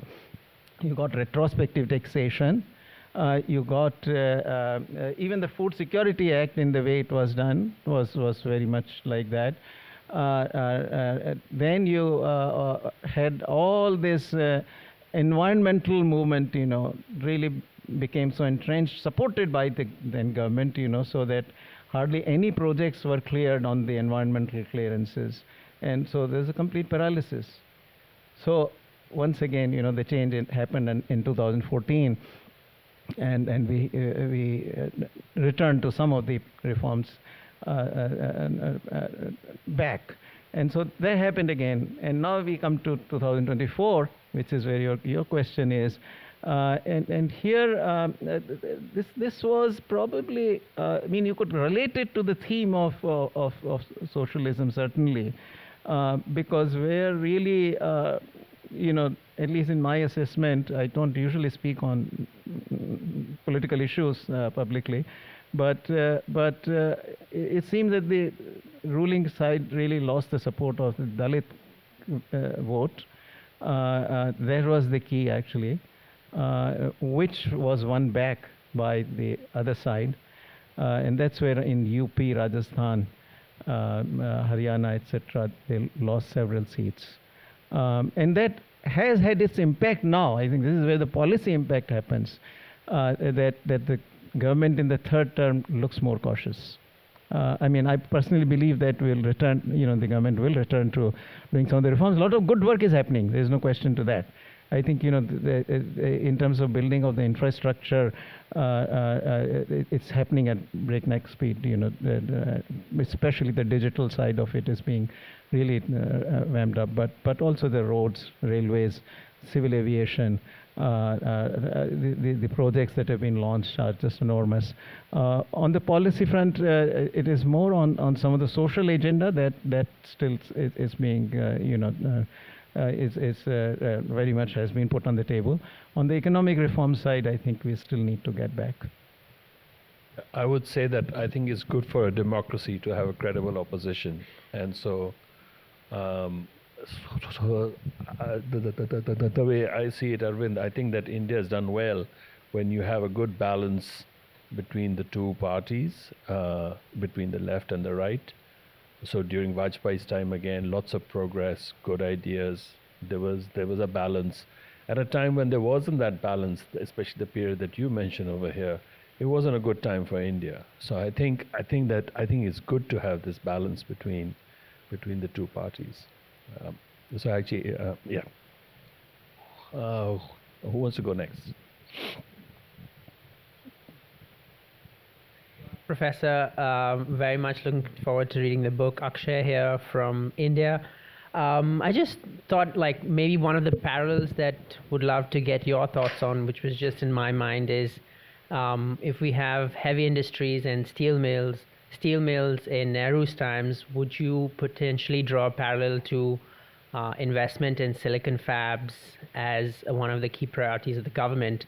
I think you do see that perhaps it's also lots of heavy capital and very little labor, and also definitely not at the scale at which we can compete with the global giants, whereas perhaps the need of the hour is more mass employment, which was also something that was key in Nehru's times.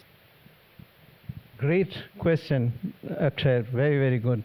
There's one aspect I forgot to mention actually in the presentation, but very much so. So even today, here are the some striking figures.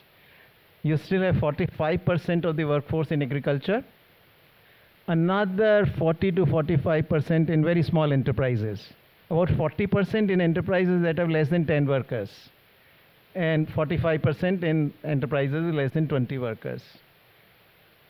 Only 7 or 8% of the workforce is in these larger corporations. So you still have this capital working with almost no labor and labor working with almost no capital.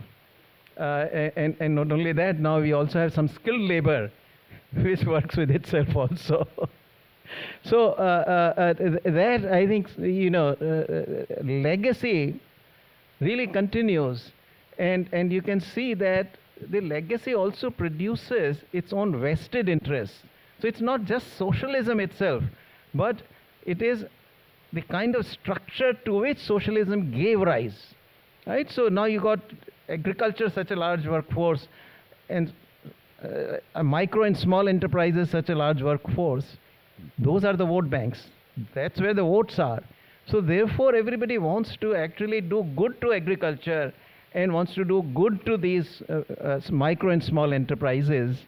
But that translates into then leaving those people where they are. Whereas the solution actually is to get them out of there into somewhat larger enterprises. At least, when we say MSME, it's micro, small, and medium. But medium is completely neglected in India. It's only micro and small. But it's a medium and then transitioning into larger also. And that, I think, is still a very serious problem. So that kind of asymmetry that existed, or lopsided allocation of resources, that still haunts us. And you can see that whether it's the businessman. I mean, you go to, FICCI, or you go to CII, ask anybody if any of them over the next 10 years is planning to invest into clothing, textiles, footwear, furniture, all sorts of stationery, all sorts of kitchenware, etc. You will not see a single hand go up. I mean, they are all into the heavy industry. So very much, that effect continues. Yeah.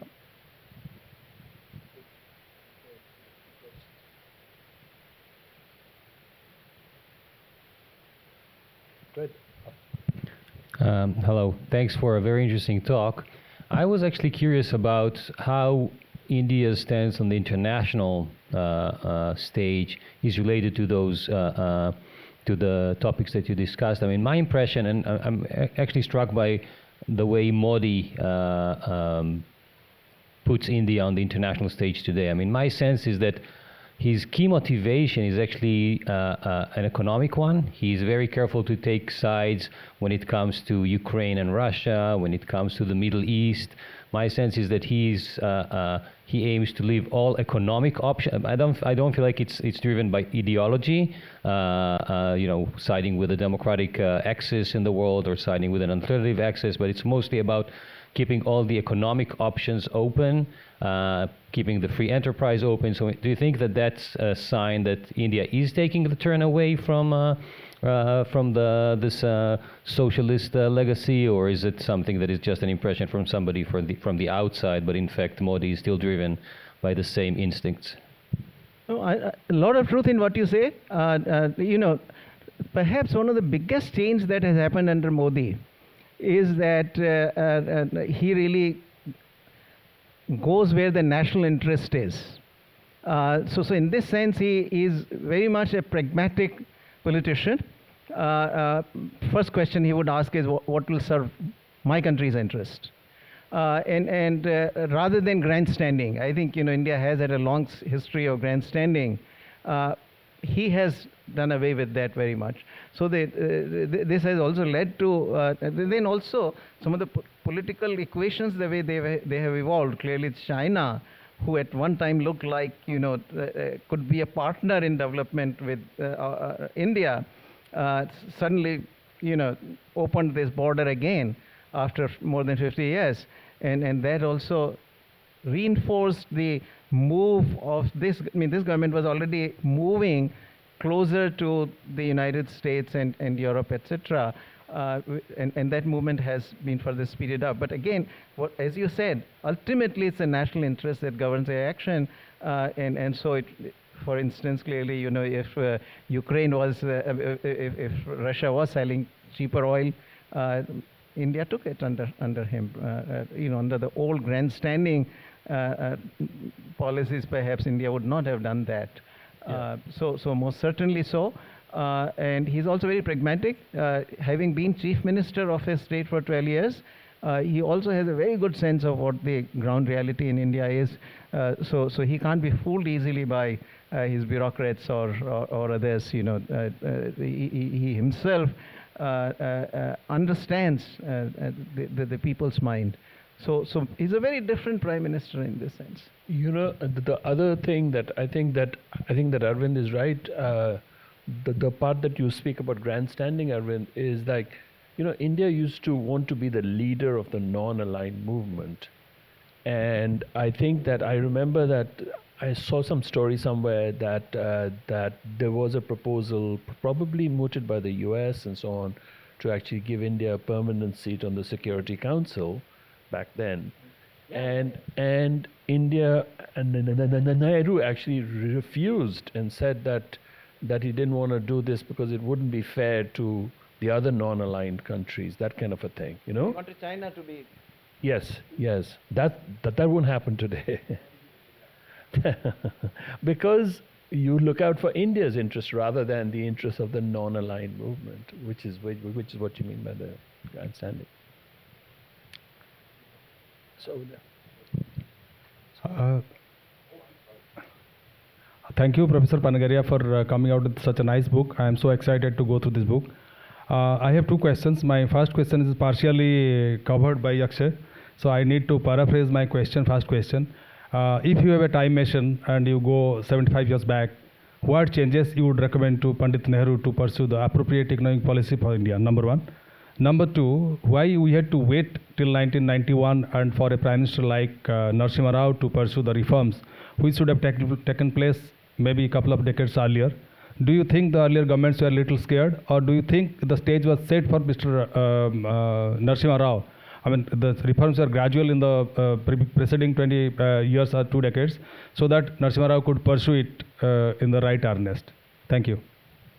So to your first question, clearly, the advice would have been to use labor more effectively. India's abundant factor was labor. Capital was very scarce.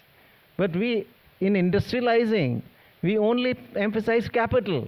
Let's do, how are we going to allocate our capital? We forgot about how to allocate labor effectively.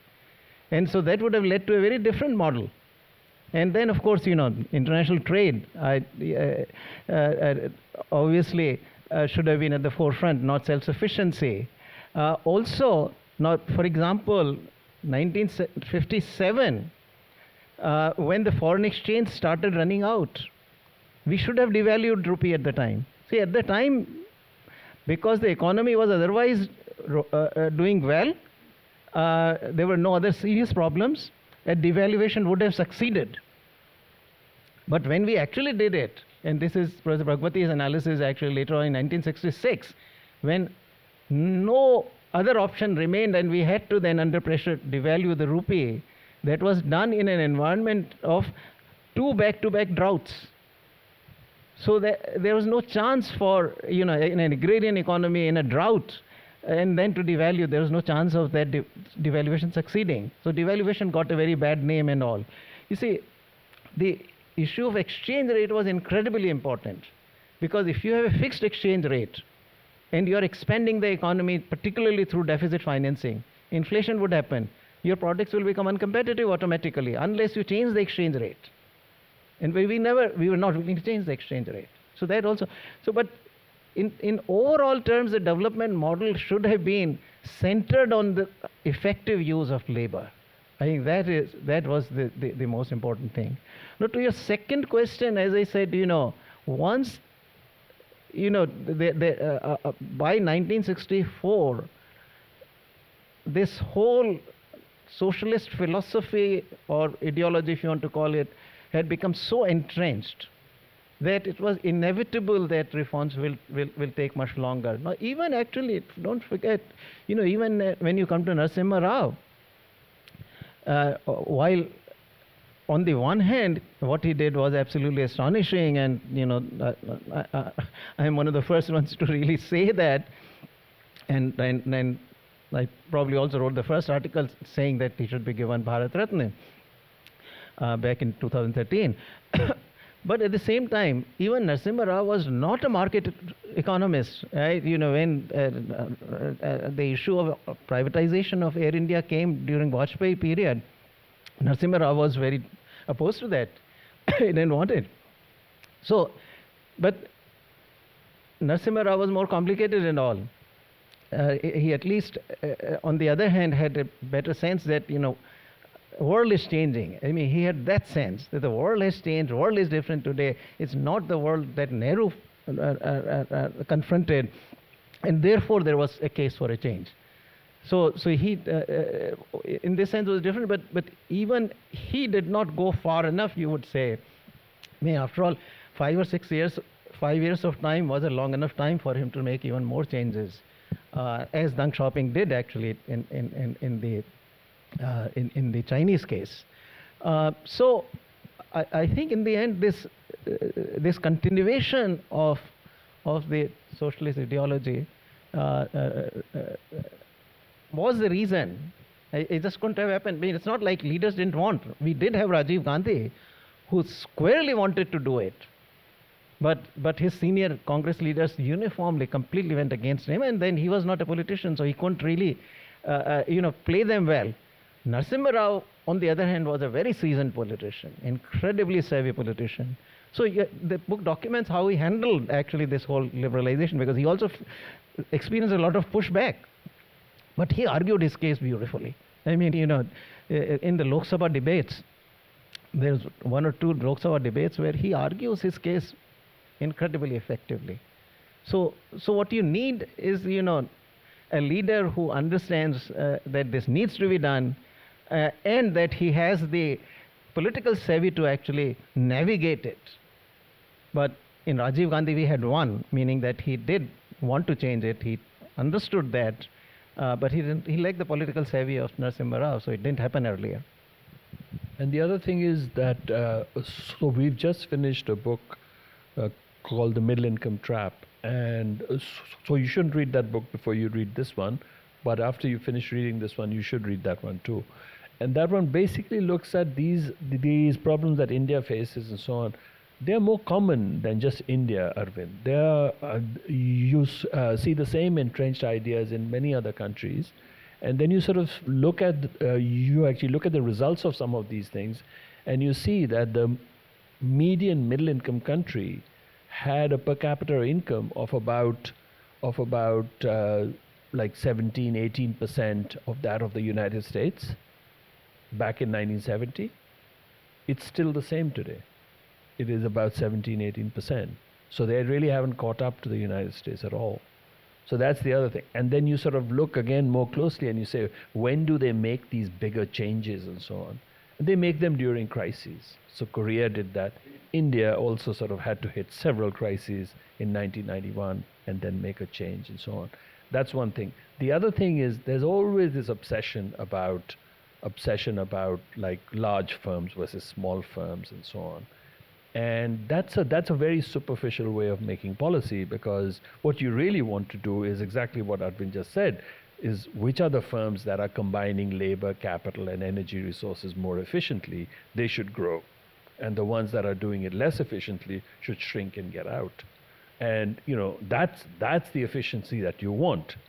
And if you really want that, then that's what you should be looking at, value added rather than the size of the firm. That's a superficial indicator. And you can go down the same thing in the sense that we are used to using very superficial indicators for policy. So take a look at that report after you finish reading Arvind's book. I'm here to sell your book, not sell mine. Okay. There are a few more questions. Yes. Deepak is the Deepak and Nirarat Center.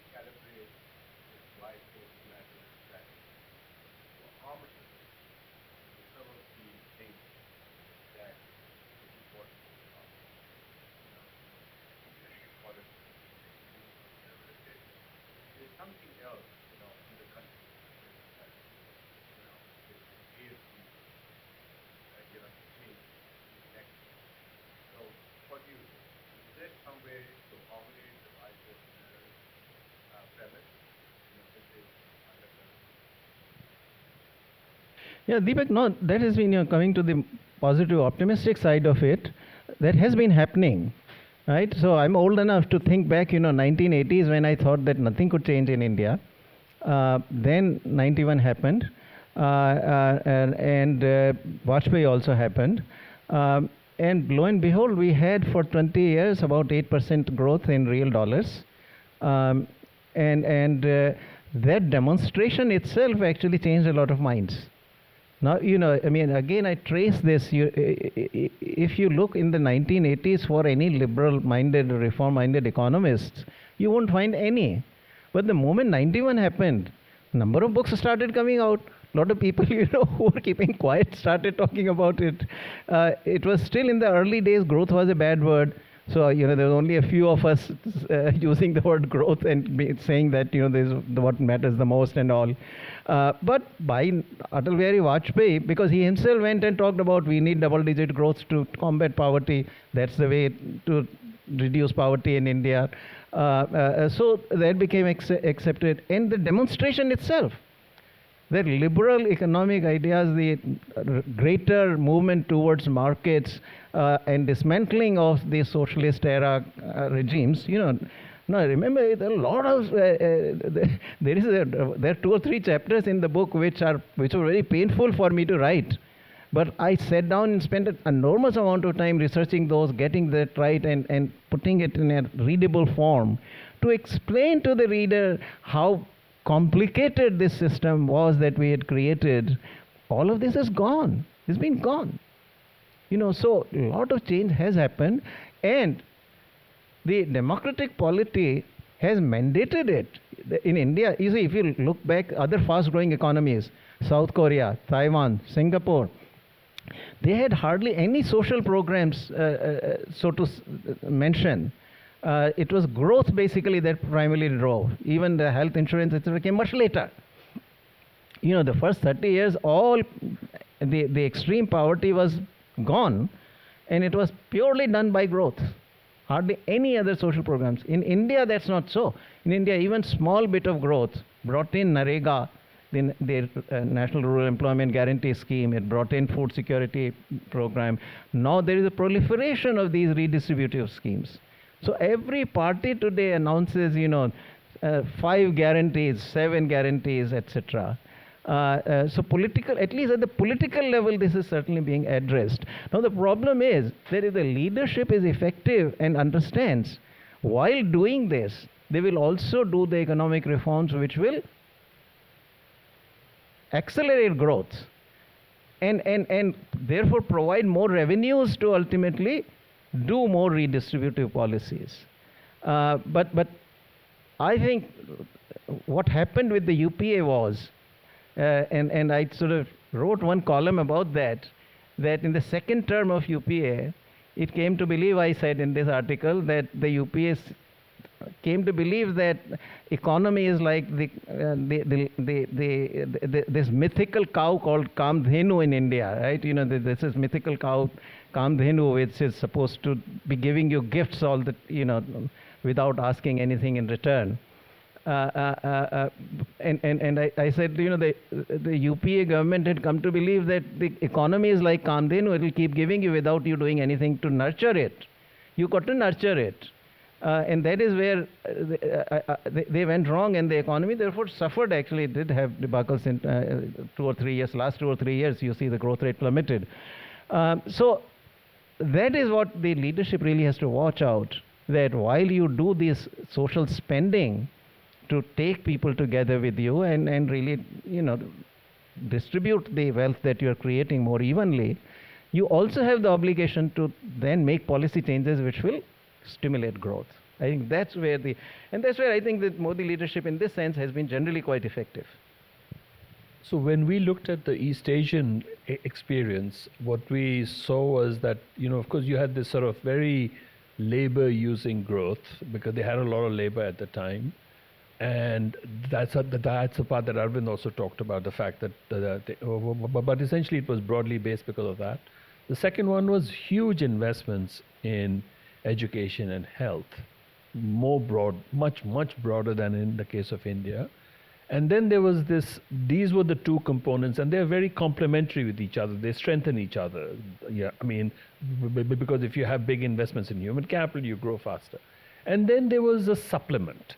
The supplement was these targeted programs and so on, which were always much smaller than the other two. I think in the case of India, there was almost this thing that the spending on education and health and all was the supplement, and you're trying to sort of have these two big programs, one that had to do with growth, and that was much more about big industry and things like that, and then the second one were these social programs trying to sort of, so we had that balance wrong compared to East Asia in some sense. They had very, very rapid growth. So we used to call that the 2.5 point strategy. And I think in the case of India, we got the complement part and the supplement part wrong. I think we still might have it wrong. I'm not sure, because if I had to sort of say what would be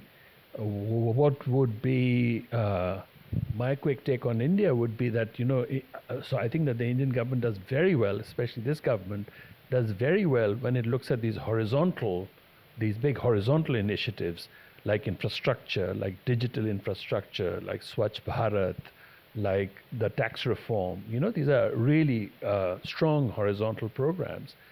And if you look at the debate is so much about these vertical things. Should you go do manufacturing, or should you do services, or if instead you think about another horizontal program, which would be like a massive improvement in education, I would say that would be a huge part of a huge improvement in terms of the foundations for India's future growth. And it would fix that problem of, that second pillar that you had, that second component that you had in East Asia, which was big investments in education and health. You fix that problem too.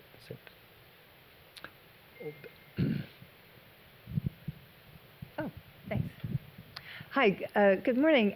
Thanks so much for your remarks. It's almost just taking it into the modern era now with social media. It's almost considered undemocratic to speak out against socialism. So this entrenchment even takes hold and is amplified in the modern world. Any ideas for how to break out of that and say that the growth is the way forward and that socialism is the way to keep an economy down? Well, I'm doing my bit. I don't know what else I can tell you. I don't know if you... No, I think the lesson I took from Arvind's book was that there were these ideas being proposed, and they needed validation from the economists and so on. And it looked like the economists just got steamrolled, into this. So you have to, and then you look around at things today, and you say, are there similar things being proposed today? You can call it industrial policy, whatever it is, right?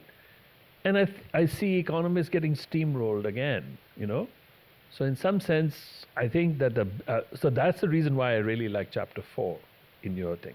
Because here was this case about these guys seeking validation from the economists, and they could have been more honest about it and said, we like this part, we don't like this part, instead of getting,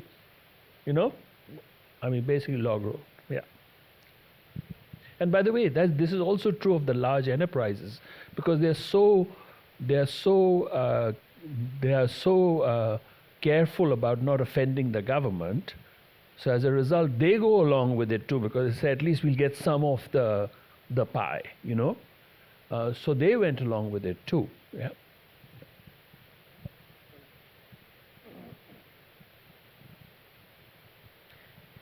Professor Arvind, thank you for your presentation today. My name is Dhaval, and I'm a Columbia alum. I'm also the head of direct investing at UV right now.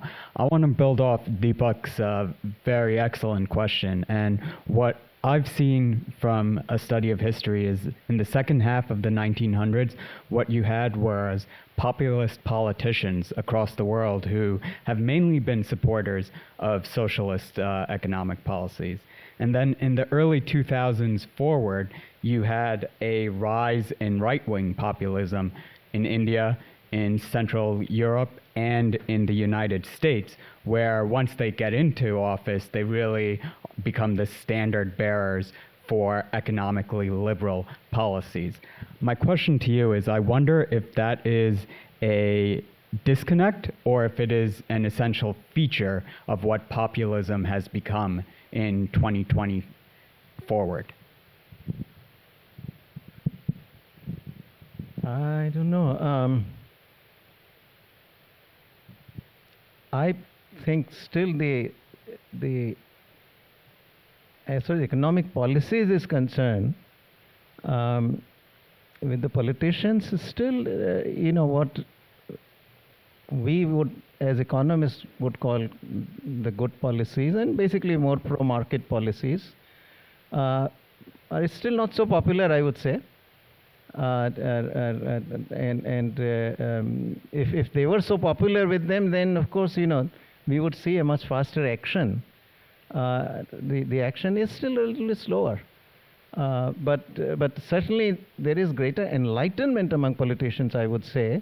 And for that there are a lot of factors, the failure of the Soviet Union, rise of China in the 80s, 90s and 2000s, and India's own failure also for almost 4 decades.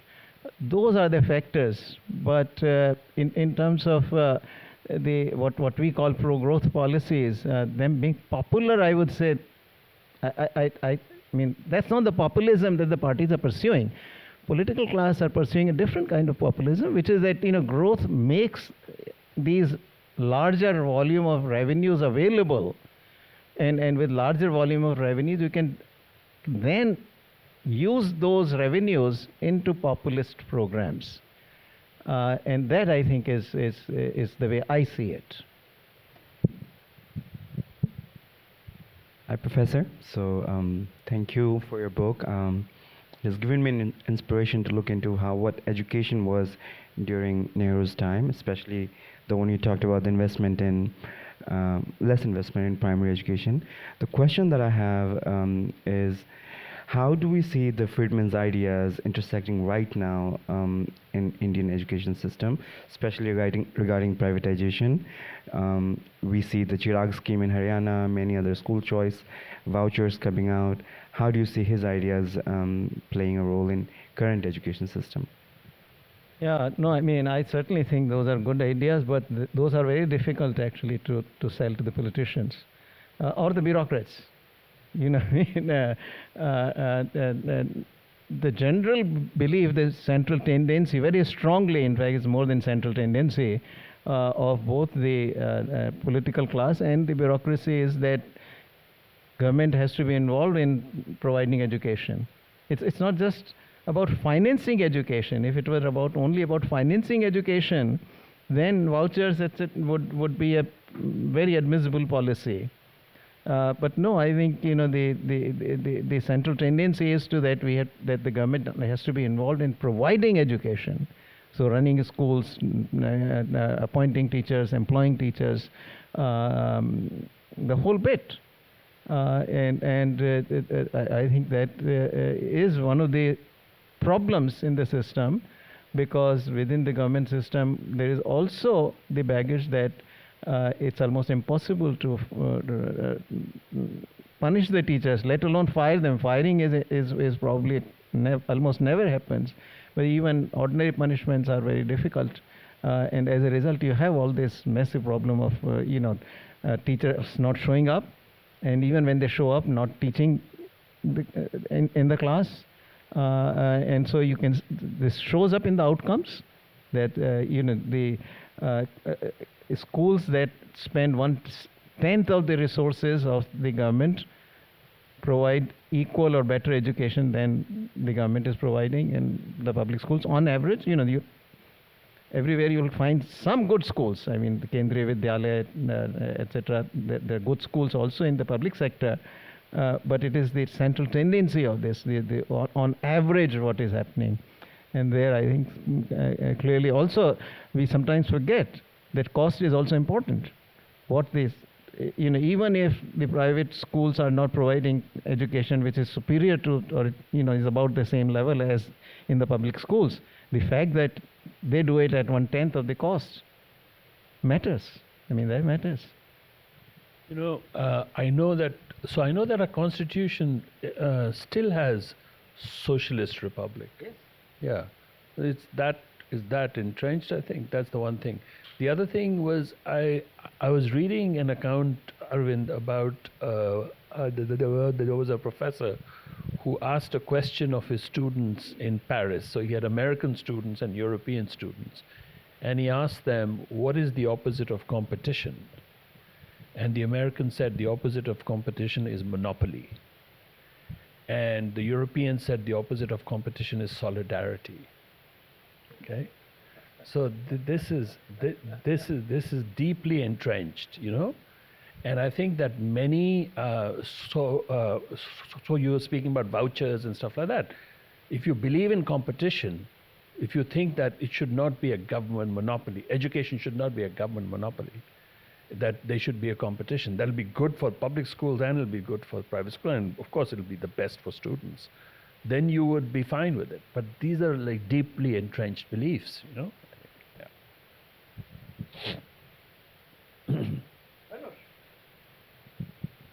Thank you, Professor, for the fascinating presentation. Again, I had a question as well. You've picked up on this really interesting idea of, current bureaucrats are learning from older bureaucrats who learned from the previous generation, and you've had experiences at Niti Aayog, at the FC. You've talked about lateral entry before as well, but how does one go about this broad-based infusion of these, well, so to say, new ideas into the bureaucrat system? What do you suggest? Yeah, there have to be both lateral entry and lateral exit. So that, one way is that outsiders come into the system, spend a few years, and just by being there, I think they can influence the colleagues there. Because being inside makes a difference. Gradually you build up the trust, and dialogue can happen, and you can influence their ideas. But also important is to let the bureaucrats go out for a few years, and maybe some of them will not come back. And same way that the lateral entrance, some of them might just stay inside. That's okay. But many will come back. And so that will expose them to the other side. What are the needs of the other side? So that's certainly one way that you try to break up the log jam.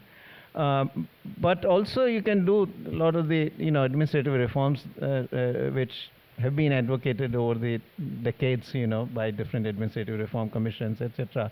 Ideas are all there, but the challenge is real challenge is political.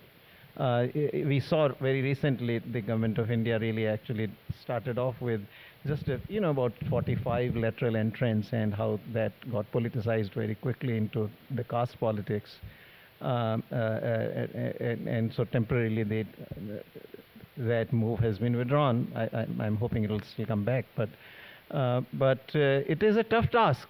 I think this bureaucratic reform is the toughest, I'll tell you, and I speak partly also from the personal experience, that ultimately the rule writers are the ones we are trying to change, and that's not easy. They write the rules, and so any rule that impacts their own power and position adversely, or at least viewed as such, is resisted, and they are perfectly capable of successfully resisting it.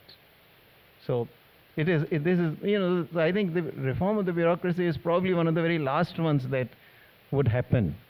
Some small changes may happen, but largely, see, even for any government that comes in, it has 5 years. It has got to make whatever changes it wants to make in those 5 years. And so if you start with the reform of the civil service, you're dead at the beginning, because you've made enemy of the civil service at the outset. So you really have to carry them with you so that the other changes can be made. So that is where I think the challenge lies. So actually, Arvind knows the Indian bureaucracy better than I do, but I've seen aspects of it from the World Bank side, Arvind, right? So, like for example, back in 2013, I I was part of the group that oversaw the World Bank's doing business exercise, right? And at that time, I remember that the Indian delegations that would come would all tell us about how bad this thing is and how it should be stopped. Okay? That you should not be doing these doing business exercises and so on. You should stop it right away. Then Prime Minister Modi came. Okay? The very next delegation that came after they came, and the same person, by the way, is not just like the same guy. He actually started to tell me about how good the doing business exercise is. Okay, and I said, you're preaching to the converted. We are actually the guys who put this out. They say, no, this is very, very good. And the focus shifted completely, not to kill the doing business exercise, but how India could do better in it. Okay? So I think once you have a powerful signal from the top, it does help. It does help. Huh? Yeah. So it was the same person, by the way, and you all know this guy, just so you know. No, I mean, the effect of the signal from the top, I think that's very important also. Because what happens is that in any system, there are at least a few enlightened people who want to make the changes. And so, no accident. I mean, when Narasimha Rao came in and wanted to make the changes, this was the top. Quickly, he could draw into action from within the civil service those who were actually very warm to these changes. Right, so even his principal secretary that he brought in, Anandnath Verma, A.N. Verma, then Rakesh Mohan from the industry. At that time, even Jairam Ramesh actually was a very reformist, so he was there in the Prime Minister's office as well. Manmohan Singh, of course, he was brought in as the finance minister, and so that makes a big difference, because every system has at least a few who support good ideas. So the top, of course, matters, and that's one of the themes I've always argued, that in a democracy, actually, the top leadership is very critical. If the top leadership wants a change, it has pretty good chances of happening. In fact, I go so far as to say that often people are not so opposed to the policy changes, and particularly which ultimately prove good for the people. People say these examples of reversal, the farm laws having to be withdrawn, or currently labor laws having not been implemented, or some of the other incidents. I myself mentioned that Vajpayee wanted to change labor laws but had to withdraw subsidy on fertilizer that he wanted to cut, but he had to roll back the subsidy. These events have happened, but imagine how many reforms have happened. The entire license permit Raj system was completely gutted in a very short period of time. The economy was opened up, an economy which had tariff levels going to 350%, came down to about, on average, about 10 to 12%. No import licensing. All those big changes happened. Did people protest? There were no protests. Nobody came out on the streets. People actually are not opposed to the reforms. It's the internal politics of the parties which is often the more difficult source of opposition. If internally, I mean, Rajiv Gandhi, for example, when he wanted to make a change, people were not against it. It was the party leadership within the Congress that really was the stumbling block. I think the top leadership is therefore extremely critical in my thinking. Last question, and then I think we are out of time. Yeah, go ahead. Professor Panagariya, thanks a lot for this great presentation. I just wanted to know, like after the 1991 crisis, we know that India was badly left with the foreign exchange so low that it was not able to import crude oil for a few months or so. But after that crisis, what emerged was that Narasimha Rao, the Prime Minister, he started on a very big reform agenda. He tried to attract foreign investment in the country, digitalization, privatization and all. But after that, somehow the country lost its reform momentum, and countries like China, Singapore, South Korea, they were able to attract the foreign investors, develop their economies in a much faster way than India. So what was the India was lacking? What was the political will or the economic reforms or the policies that it was not able to attract the foreign investment into the country to develop the industry?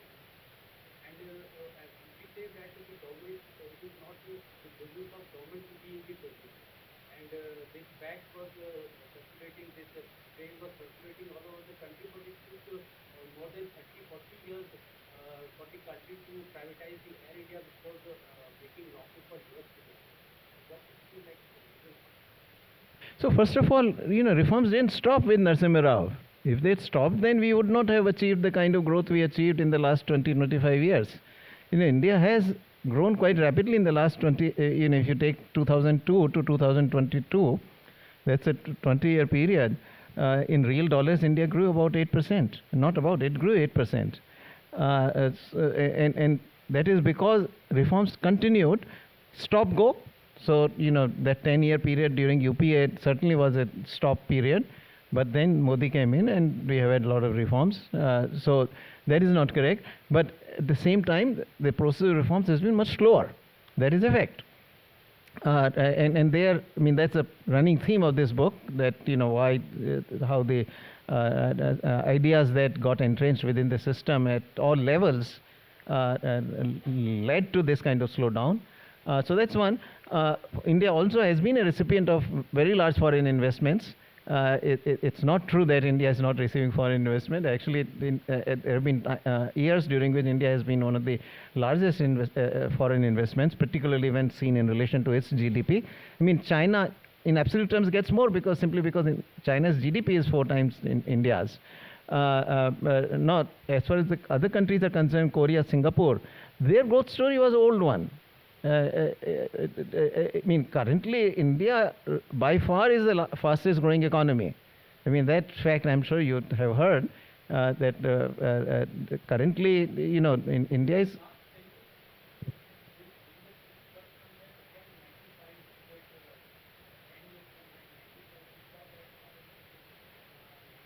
That's it.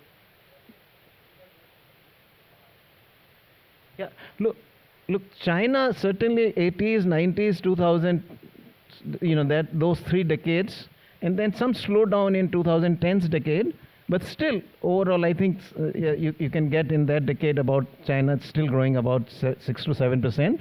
So China certainly.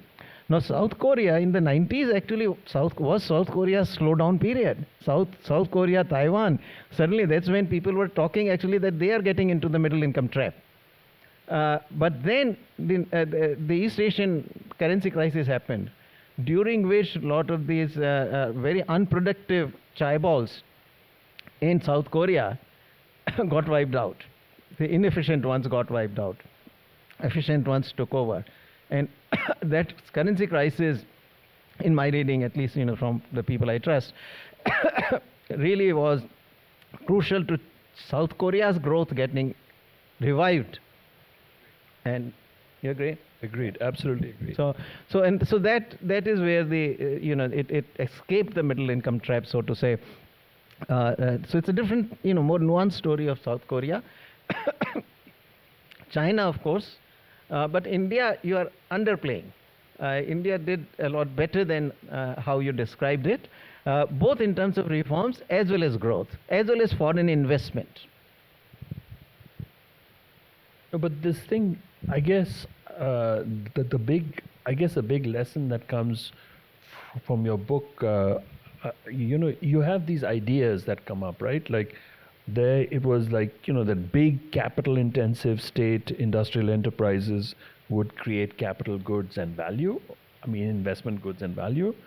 And then small private labor intensive firms would create consumption goods and employment, if you think about it, it's such a bad idea.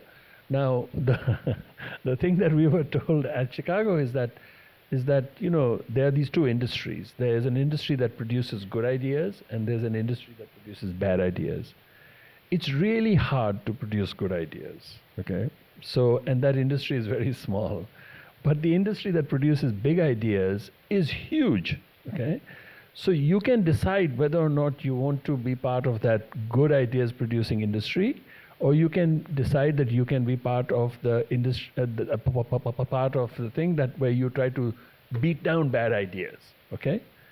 And so you say it's much easier to just beat down bad ideas. You'll never be out of a job, okay? So because they because they'll keep coming again and again. I think that this book is a great effort to beat down some bad ideas. Excellent book. Thank you.